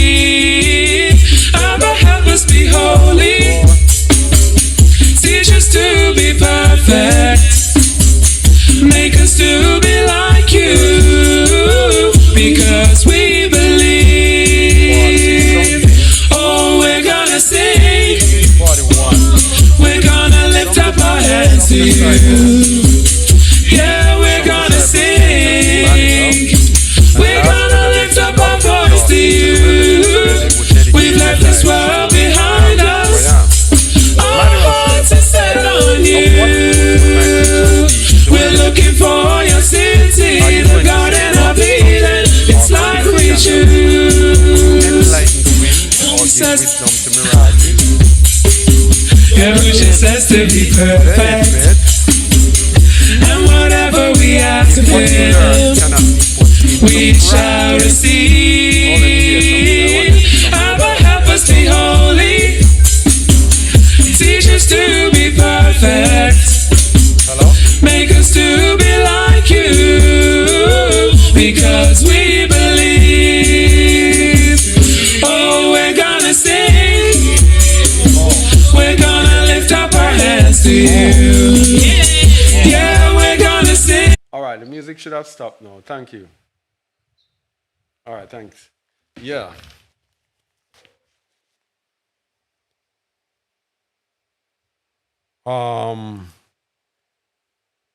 Are you going to save rocks from sin or convert camels? Will you enlighten the wind or give wisdom to mirages? Where is the benefit if what you learn cannot be put into practice? There we go. We went to the wilderness to learn. Where is the benefit if what you learn cannot be put into practice? That is why when we graduated, we were sent out to go and to minister. Where is the benefit if what you learned cannot be put into practice? That's it right here. So while we were in the wilderness, we still were able to minister to people. But ministering to people is different from putting it into practice. So we have to now go out in the midst of people and put what we have learned into practice. Learning and good conduct must go hand in hand. And the greatest wisdom is that which teaches men to live in harmony. So this is what we're going out there for. Teach people to live in harmony, and that harmony is born out of what? Love. The core of what we're speaking about, let me see if still having problems. The music is still on. It should not be on. 10:53, the music is still on. Where is this music coming from? I don't know. Let me get this thing. Go and check this. It's still, I don't know.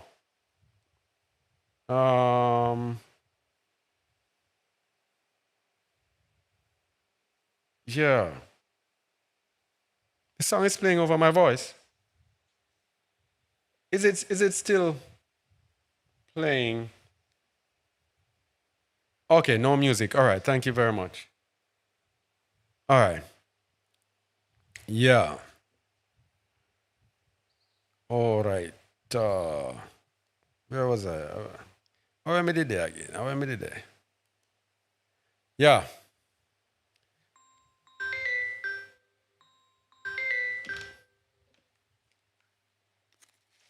Hello? No, but you sure say up to date? You're up to date because other people say they're not hearing the music anymore.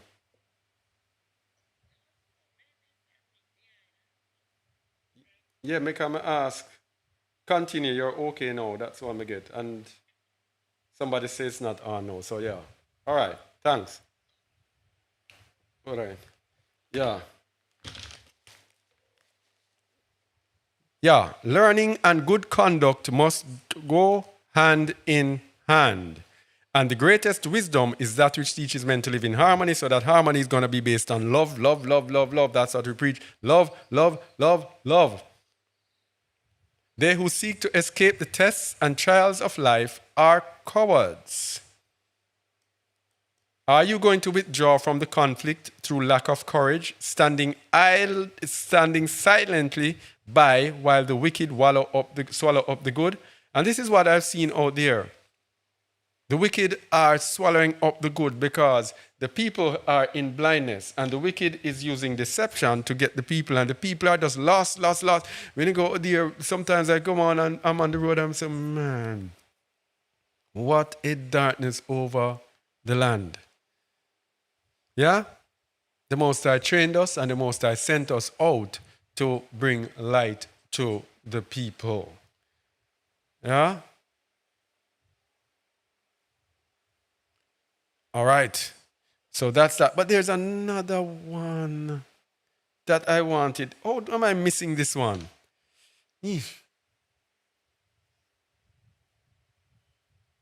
There's another one that I had. I don't know, and I cannot find it at all. I cannot find it at all. And this thing is malfunctioning. And the enemy does not want this thing to go out there. It seems. Let me see if I can find it. Let me see if somewhere I can find it. All right. I don't think so. All right. So what about the wilderness at that time? Not so, yeah, that's what the one that we just did. And let's look at ministering today in the true light after graduation, outside of the wilderness. The Third Testament tells us what we should be ministering. Teaching 60, page 56. Let me get up. Third Testament, Teaching 60, page, what did I say, 56? That's what I said? Page 56, verses 27 and 38. Page 56. Yeah, verses 37. 56. 27 and 38. Believe and practice without fanaticism. Elevate and place yourselves in a level from which you can teach all your brethren without distinction of creeds or doctrines. Now, I get understanding from these things by what I am led to do in the Ruach, in the Spirit. Because I'm out there teaching, and I'm teaching without anything to do with denomination or anything, not even caring. As I showed, I think I didn't show it here. The business card that I have, it says, let's talk about the truth. And when anyone tries to go into religion, I bring them to truth. Because they have a thing, you see? Let me tell you some little tricks that I found. One of the tricks is that everybody has their own truth. Everybody has their own truth. So I have a truth. You have a truth. He, she. What does that do? That gives me license to have my own belief, my own denomination, and be justified in it. Leave me alone, because this is my truth. You go with your truth. So I have to be telling them that truth is ultimate. Truth is single. Truth is echad. Truth is one. There's only one truth. So I cannot have a truth. You cannot have a truth. There is the truth. And then there is my opinion or my lie, or your opinion or your lie. So your opinion might be right, but it could also be wrong. But the truth cannot be lie. So the truth is one, unitary, solitary. And then I would go to them and tell them that there are three things that the Bible tells that are truth. It's the gospel of truth. It's John 14:6 when Hamashiach said, I am the way, the truth, and the life. And then there is Psalms 119, 144, when it says, thy righteousness is an everlasting righteousness, and thy Torah, thy law is the truth. So I told them there are three things in the Bible that are the truth. And you have to put all of them because truth is one. All of them are singular, unitary. So you have to put all in one, and that is what you need to walk in. So for example, when the Christianity says the law is done away with, then that is a lie, because Psalm says the law is the truth. So anyone that says that the law is done away with and claims that they have a truth, They don't have a truth, they have a lie. Then I would go to them now to 2 Thessalonians 2, about verse 10, that tells you that the Most High will send them strong delusion that they believe a lie, because they loved not the truth, but had pleasure in unrighteousness. I would show them that if you do not love the truth, then you will be made to believe a lie, thinking the lie is the truth. And then you take them to Revelation 21:8 and Revelation 22:15, that tells them that for the fearful and the unbelieving, and sorcerers, and whoremongers, and all liars will have their part in the lake of fire. So there you cancel everything and put to them that you have to seek truth. It's no religious thing. It's truth. So if you pursue them along that line, you'll have a better chance, rather than going through different little doctrines. And their pastor told them this. But when you touch their conscience to get them to start thinking truth and lie and deception and truth, then you will get somewhere. Anyway, that was just a little thing, a little advice for those who are going to speak to people. Believe and practice without any fanaticism. Elevate and place yourselves in a level from which you can teach all your brethren without distinction of creeds or doctrines. You see it? That avoids doctrines. When you go into doctrines now, you're going to Lord done away with this and that. When you do something like what I just showed you, it goes without creeds or doctrines. It cancels everyone who is in unrighteousness.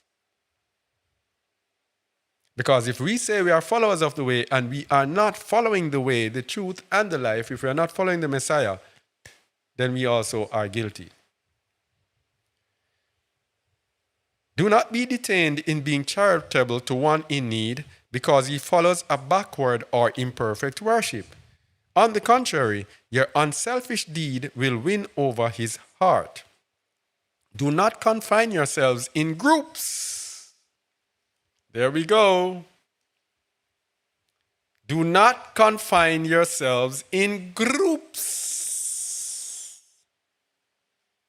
No, it's not the time for groups. It's not the time for groups.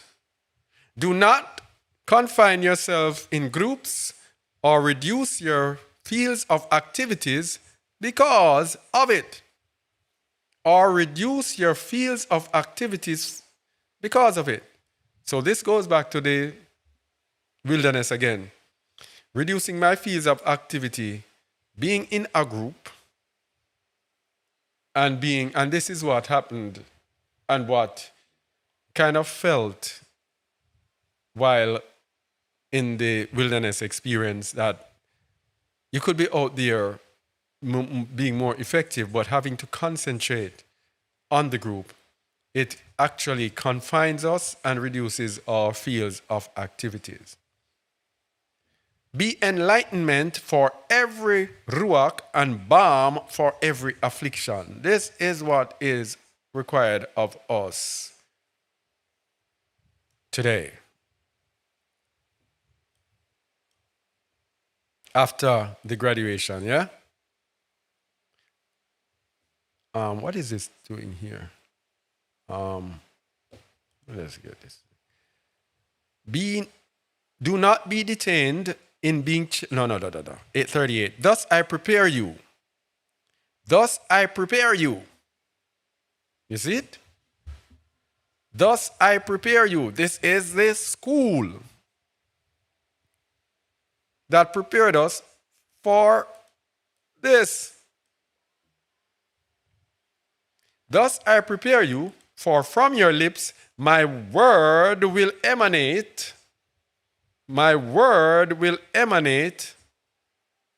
And remember, the word, the sword of the Spirit, Kareb Kabod, is the word of the Ruach, the sword of the Ruach, will emanate, and it will be comfort, prophecy, balm, and sustenance in the ordeals of mankind. So we were trained to go out and speak those things so that it can be this to mankind.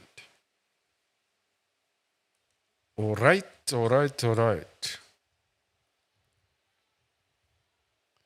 So let's look at some more on our calling at this time.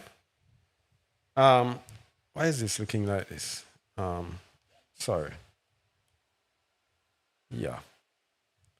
That looks a little better. Yeah. More on our calling at this time. Teaching 61, verses 6 and 65. That's page 57. Do not gaze at scenes of suffering just for curiosity. Go always prompted by the most noble feelings, so that your deeds may include true charity and convey hope to your brethren. Do not avoid a hospital or be horrified at a leper, at a mutilated person, or one who has been affected by any contagious disease. Do not regard a prison with contempt or repulsion, or pass near there without elevating a prayer for those within it. This is where we need to be at this time. Extend your hand lovingly toward those who have fallen, those who have been forgotten by mankind. And this, I tell you, is my greatest zeal. Those who have been forgotten by mankind. How much good you will do to their ruach. Be active, do not slumber. This is slothfulness, it's zeal, not slumbering. Or do you want to wait for the persecution to surprise you sleeping? Do you want to fall into idolatry again? Do you expect for strange doctrines to come and be dominant through their strength or their intimidation? Be on the alert, for from the east will false prophets appear, confusing the peoples. Be united so your voice may resound in all the world and alert mankind in time. So, we must be active and not slumber. We must not keep ourselves away. Because if we slumber, if we become slothful and inactive, then when the persecution comes, it will surprise us. As Emmanuel said in Luke 21:34-36, take care that you're not caught up with surfeiting and drunkenness and cares of this life, and that day comes upon us unawares. For as a snare shall it come on all them that dwell upon the face of the earth. We have to be active, or else we will fall back into idolatry. That's why when coming out, for example, persons who, like me, I have to be vigilant to ensure that I'm not pulled back down into the system, so that, and into the lusts and desires, so that I fall into idolatry again. And that strange doctrines will come and just sweep me away. I have to be firm, resolute, active, not slumbering. And this is for all of us, by the way. Because it says, false prophets shall arise, confusing the people. So if we do not know what we are doing, if we don't know, if we don't stand steadfast, then when the false prophets come and people be confused, we too will be confused. Okay? So we're looking at what should be at this time. So in all of this, while we are going through all of this and we are ministering to people, trying to bring people to the light, trying to bring people to the way, trying to get people in the way, etc. There is one thing that we cannot leave out. one thing that we cannot leave out, and that is baptism. Baptism. What is this?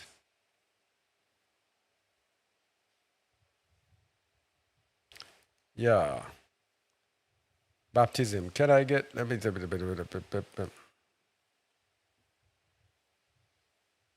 All right, let me see if I can get the... Yeah, this one. Now, we got to understand baptism. Let me go. Yeah, we have to understand baptism. Many people do not understand the need for baptism. You see, that's why we tell people that we obey first. Excuse me. We obey first and then we understand later. That is how it has to be. Obey first and understand later. Because baptism, many people question it. Oh, you don't have to be baptized. Because they don't understand it, you don't have to be baptized, such and such. We are big advocates for baptism. And we're going to show you a powerful reason for baptism that we get from this book that we are going to also put on our website as well. Let me get there. Yeah, this book we're going to put on the website. It's Nazarene Book of the Apostles. And this is chapter 71 and 72. It's regarding baptism. Now, when the disciples came together, this is the account of Clement. And when the disciples came together,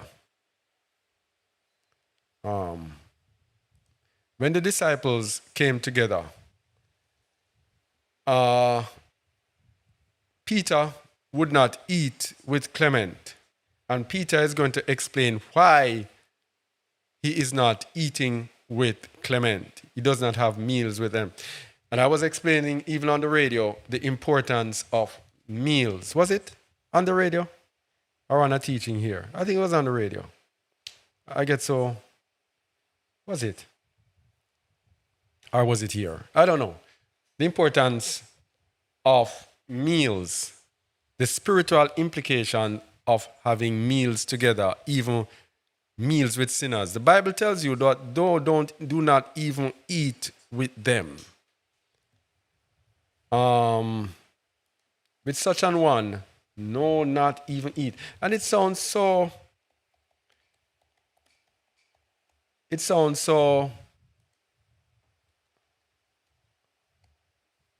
prejudiced, doesn't it?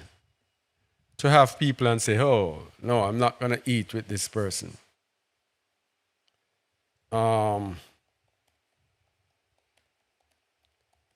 looking for Shaul. 1 Corinthians 5:11.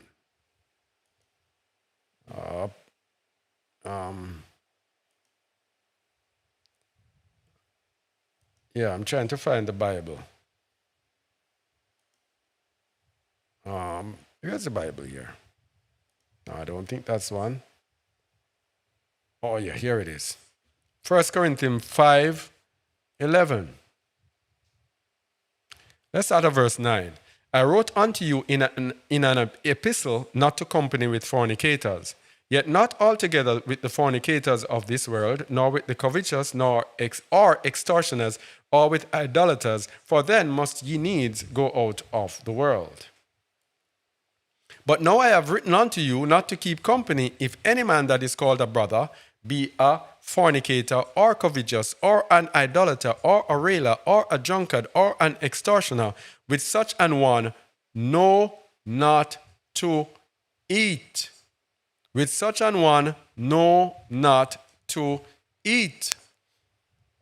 A brother who is thus. So even sinners, it makes a distinction. So the brother is worse than the sinners in in this case, if the brother is a partaker of any of these things. And Kepha is going to tell you now how it relates to baptism. So what we are saying is that even while we are ministering out there, we cannot forget baptism. Baptism is the ultimate cleansing for the people who have been or want to be converted, who are serious about following the Messiah. So let's look at the baptism.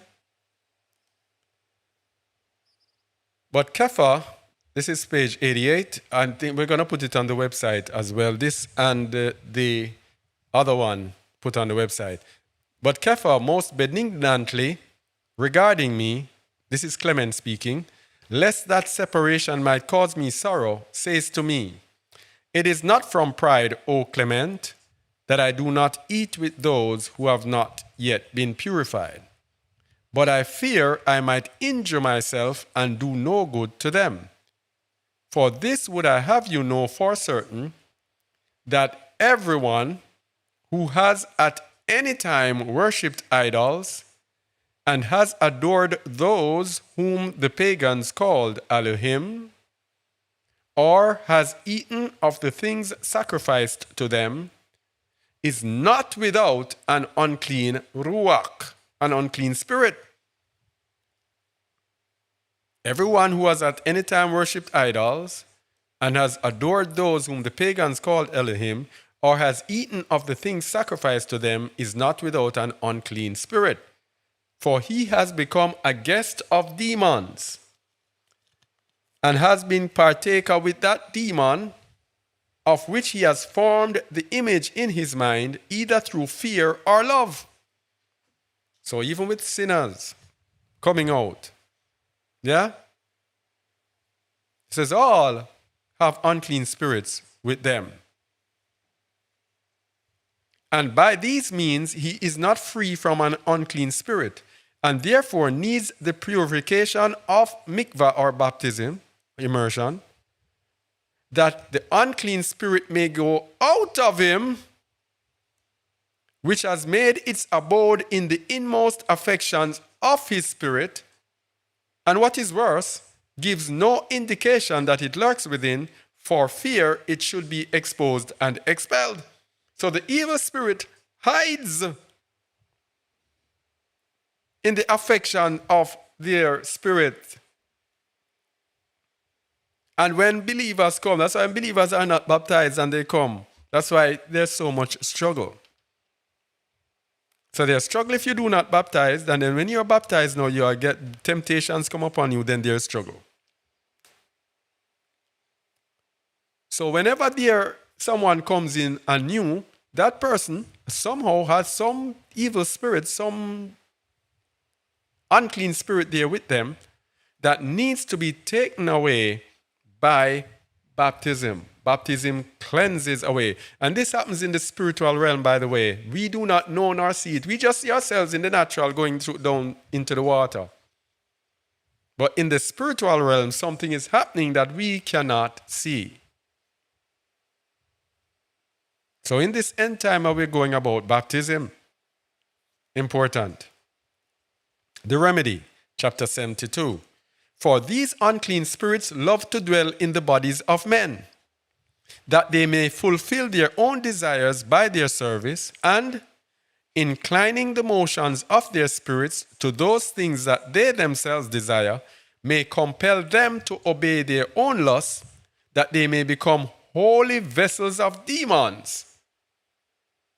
One of whom is Shimon, Simon the sorcerer in the Bible, who is seized with such disease and cannot now be healed because he is sick in his will and purpose. So, the unclean spirits, they love to dwell in the bodies of men, so that they may fulfill their own desires upon men by inclining men to do that which the evil spirits want them to do. Yeah? So they obey the lusts of the evil spirits, and the lusts of the evil spirits become one with the lusts of the human being, and then that's what the demon wants. and then they become holy vessels of demons when their desire is one and the same with the desire of demons. Baptism washes that away. Repent and be baptized. Nor does the demon dwell in him against his will. And therefore, this is Simon is talking about. And therefore, if anyone would drive it out of him, since it is inseparable from himself, and so to speak, has now become his very spirit, so to speak, he should seem rather to kill him and to incur the guilt of manslaughter. Let no one of you therefore be saddened at being separated from eating with us. For everyone ought to observe that it is for just so long a time as he pleases. So what Kefa is going to explain is that baptism, as long as you postpone the baptism, then these devils are going to be with you. When you expedite the baptism, then these devils are able to leave. You are able to overcome these devils. Let no one of you, for he who wishes soon to be immersed is separated but for a little time. But he for a longer time who wishes to be immersed later. So our choice of time, it is us who delay this removal of these unclean ruach. Everyone therefore has it in his own power to demand a shorter or a longer time for his repentance, and therefore it lies with you when you wish it to come to our table, and not with us, who are not permitted to take food with anyone who has not been immersed. You are not permitted to take food with anyone. This is not only believers, with anyone who has not been immersed. And we didn't know all of these things. Wow. No wonder we battle with devils, because these things are spiritual things that we cannot see. We have to understand these things. And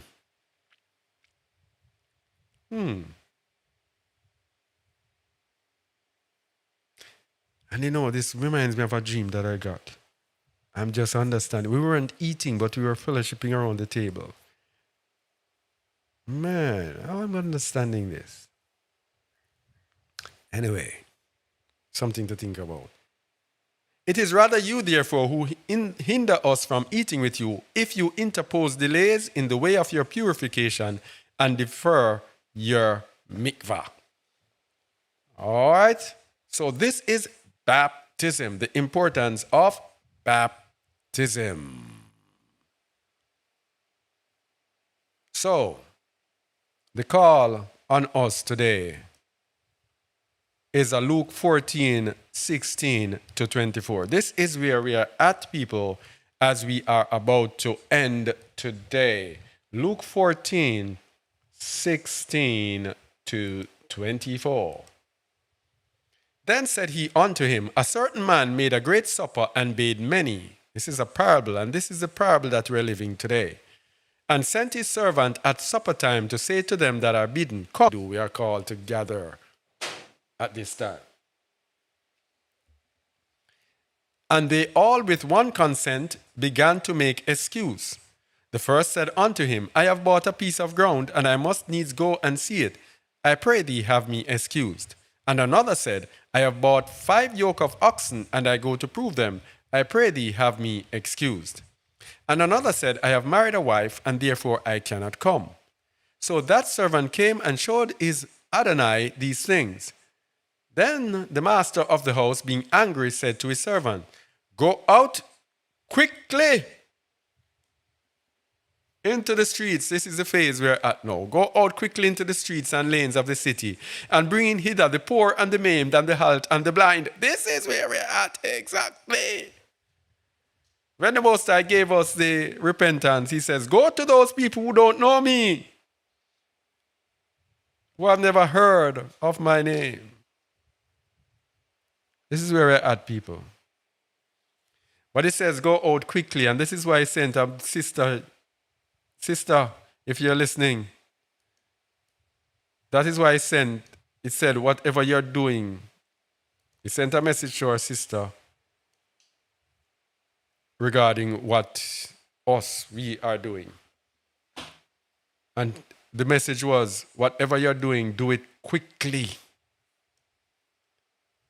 Do it quickly. It says, go out quickly into the streets and lanes of the city and bring in hither the poor, the maimed, the halt, and the blind. All of these are not literal. The poor in spirit, the maimed, those people who are afflicted, the halt, those who cannot walk, they do not know the way, and the blind, those who cannot see. All of these people we go to. And the servant said, Adonai, it is done as thou hast commanded, and yet there is room. And Adonai said unto the servant, go out into the highways and hedges and compel them to come in, that my house may be filled. For I say unto you that none of those men which were bidden shall taste of my supper. Those who were bidden are the equivalent of the religious. The people who remain in their religious righteousness and refuse to follow after Emmanuel's righteousness, which is through emunah. And so all sorts of other people are called in.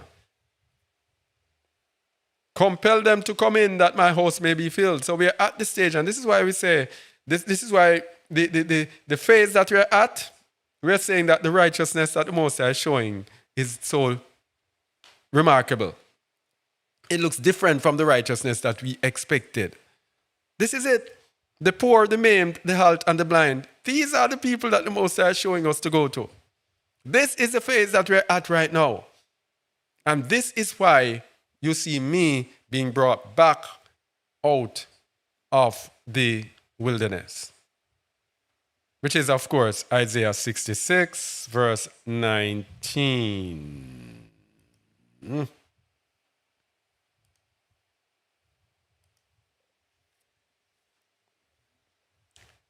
Isaiah 66, verse. So let's start at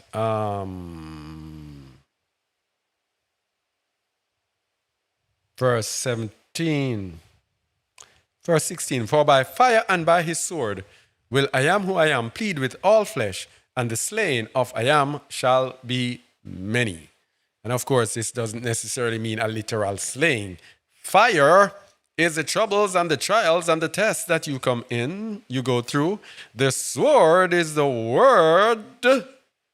So the word and the troubles, the trials, the tests, the persecutions, whatever.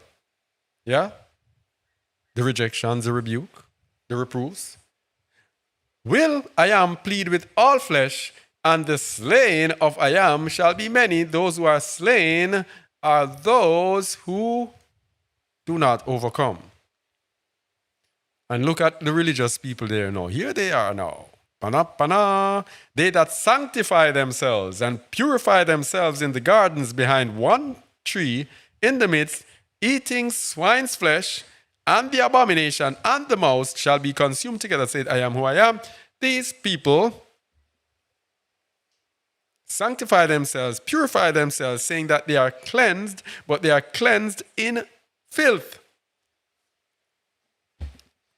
And if you look at even the literal meaning of eating swine's flesh, you know that the religion of Christianity, the vast majority of them, of course there are some denominations that don't, but the vast majority of them eat swine's flesh, telling you that they are clean in doing so. So these are the religious people he's talking about, will be rejected. For I know their works and their thoughts. It shall come that I will gather all nations and tongues, and they shall come and see my splendor. So something is going to come in this world that right after this time, when the Most High's splendor is going to be seen. The nations are going to see it. And I will set up a sign among them, and I will send those that escape of them, those that fled out of the midst of Babylon, unto the nations, to Tarshish, Pul, and Lud, that draw the bow, to Tubal and Javan, to the isles afar off, that have not heard my fame, neither have seen my splendor, and they shall declare my splendor among among the Gentiles. Among the Gentiles. So this is the gathering here, going out together. And they shall bring all your brethren for an offering unto I am who I am out of all nations, upon horses and in chariots and in litters and upon mules and upon swift beasts, to my set apart mountain Jerusalem, saith I am who I am. As the children of Yasharal bring an offering in a clean vessel into the house of I am who I am. And I will also take of them for priests and for Levites, saith I am. For as the new heavens and the new earth which I will make shall remain before me, saith I am who I am, so shall your seed and your name remain. And it shall come to pass that from one new moon to another, and from one Shabbat to another, shall all flesh come to worship before me, saith I am who I am. All right? That's it? That's it? That's it for today. Only hope that explanation helped you to see where we are actually called to be according to what the Most High has shown me. So you get an understanding that it's not me who did this, it's the Most High. He's the one that's calling the shots, all right? I only execute. I only strive to obey. I've not been as obedient as I should be, but I still strive to obey. Only hope that it was edifying to you. Let me go see if there are any. If there are any questions, if I can answer them, I'll answer them. Let me go through. Shalom, shalom, Shabbat, shalom to you all. Why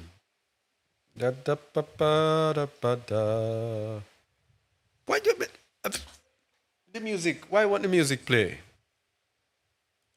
I can't understand it. I think I might know why.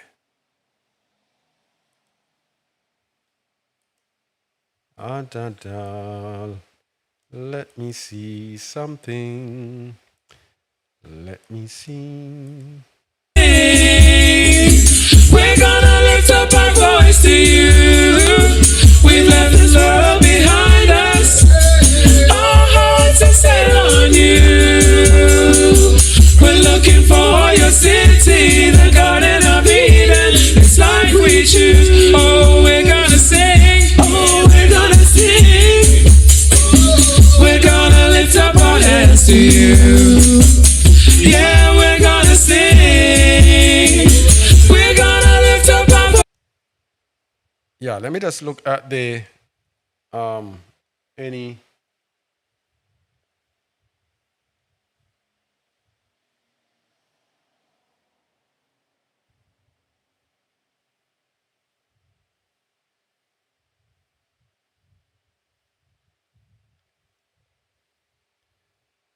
Yeah, wake up and live really wakes me up. Yeah, all praises to the Most High. All praises.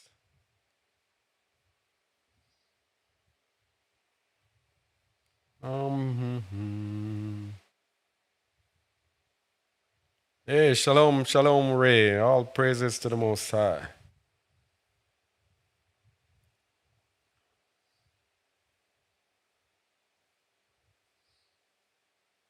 Hey, John Truth says, crazy you're saying this. I just had some dreams about revisiting Jamaica. I was there for a month over a year ago. I'm in South Africa right now. Wow. So you and I swapped. This is another confirmation for me. You and I swapped. Yeah, John Truth. We looked at outward appearance to judge one's salvation. This is why religion has deceived us so greatly, dressing up nicely and speaking eloquently. Indeed. Yeah.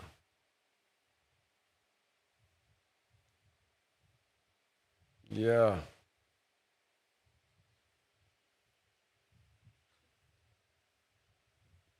A seeing child. What is father?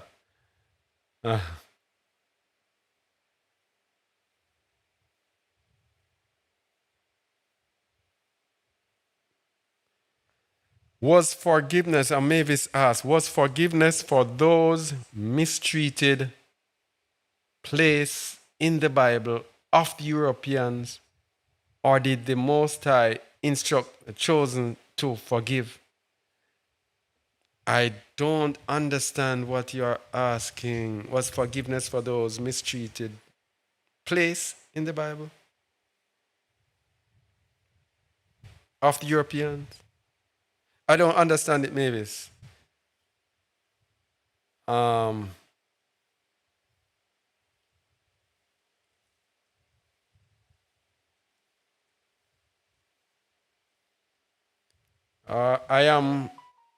Will nudge at you to push you towards the desire to search for him.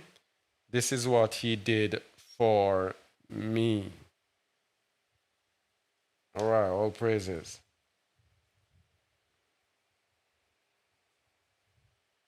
All right. Shalom. Third Testament on the website, please. Remind me. Remind me.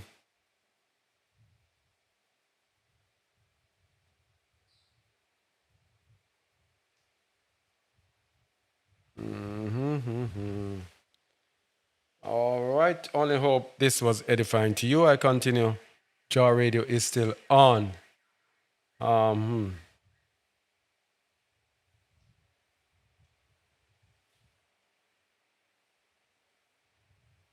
All right, John Truth says, brother, thank you so much. This is speaking to me today big time. I've been in South Africa for the past 3 years with one visit to Jamaica and one to Zimbabwe.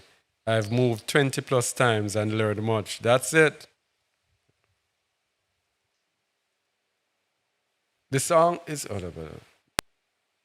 Oh, that's what's then. This week I've been feeling down, like when will my time of rest come? And now being called back to Jamaica. You have brought comfort, confirmation, and joy to my ruach tonight. All praises to the Most High. This is what makes it worthwhile. Make a difference in someone's life. Yes. All praises.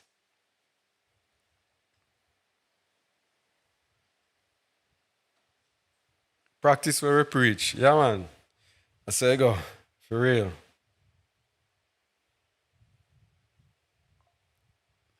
Still wanting to hear about the rest of the dream about the girl and her brother. Girl and her brother. What dream was that again? Girl and her brother. I don't know.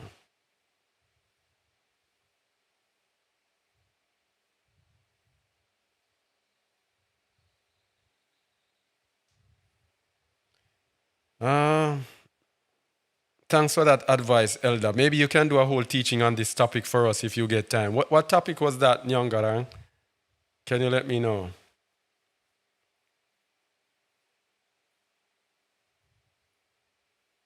All right.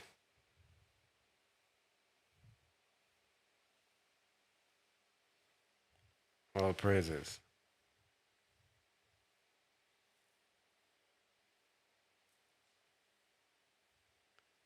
Yeah, once we compel them, where do they go? Because many believe in assembly, so how do you gather people and lead them? That's a good question. Now, for the time being, when Hamashiach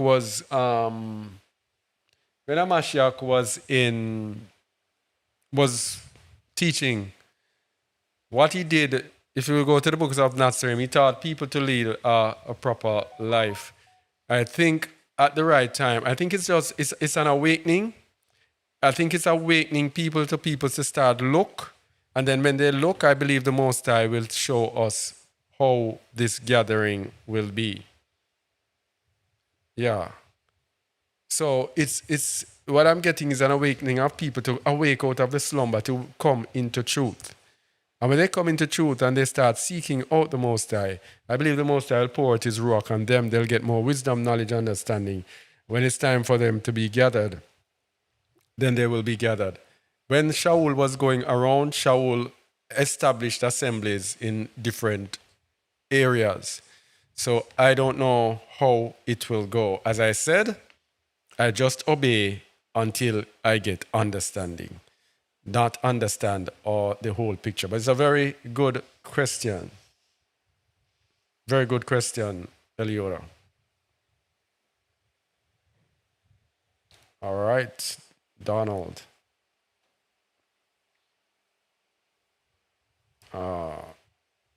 Right.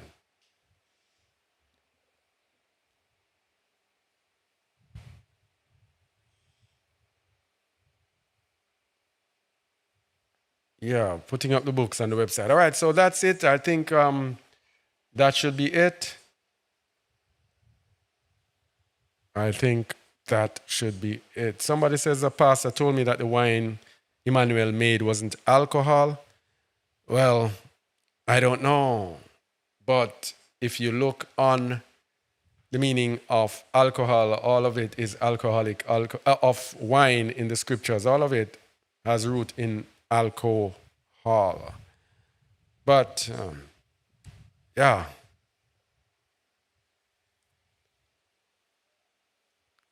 It's, you see, even with the wine, the scriptures tell you all over about wine and self-control, and tell you if you drink too much wine. Remember, the apostles were accused of drinking what? Too much wine. If it was non-alcoholic, and they were accusing them of drunkenness, how could they be accusing them of drunkenness with grape juice? Lisa, how could they be accusing them of drunkenness with grape juice? No, it would have to be something that would make them drunken, indeed. So the wine is a test because wine can make us drunk, and wine is a test of self-control. Yeah. Yeah, wine is a test of self-control. Are you able to drink to a certain limit without getting drunk?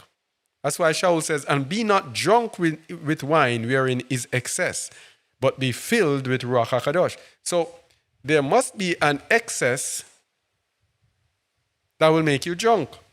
Because grape juice in excess cannot make you drunk. So it must have been alcoholic. Indeed. All right?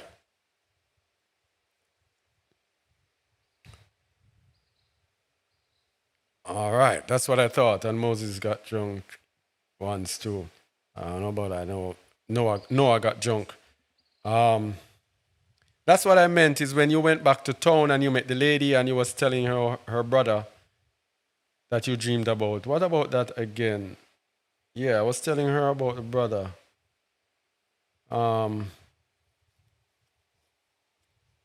Yeah, I guess so. It was finished because I got the dream and her brother,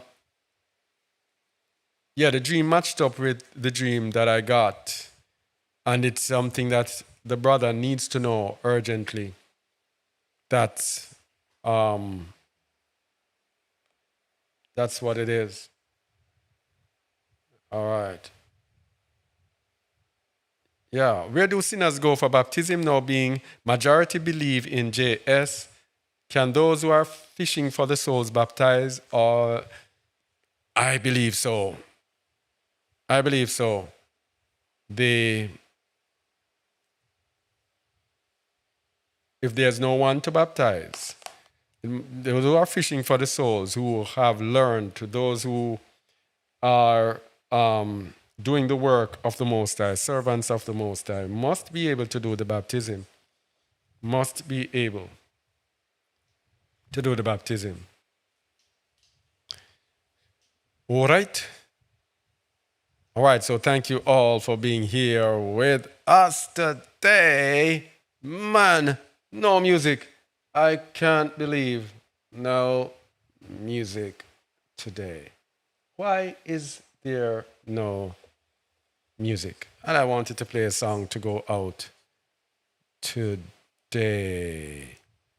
Voice to you. We left this world behind us. Our hearts are set on you. We're looking for your city, the Garden of Eden. It's like we choose. We're looking for your city, the Garden of Eden. It's like we choose. We're looking for your city, the Garden of Eden. It's like we choose. We're looking for your city, the Garden of Eden. It's like we choose. Thank you all for being here with us. All praises to the Most High. Let me sing a song. All praise to the Most High. All praise to the Most High. All praise to the Most High.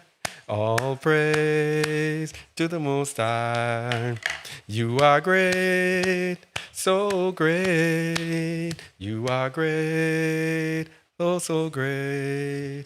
You are great, so great. You are great, oh so great. So all praise to the Most High. All praise to the Most High. All praise to the Most High. All praise to the Most High. Remember, wake up and live. Mondays to Thursdays, 8 a.m. to 10 a.m. on Jaw Radio.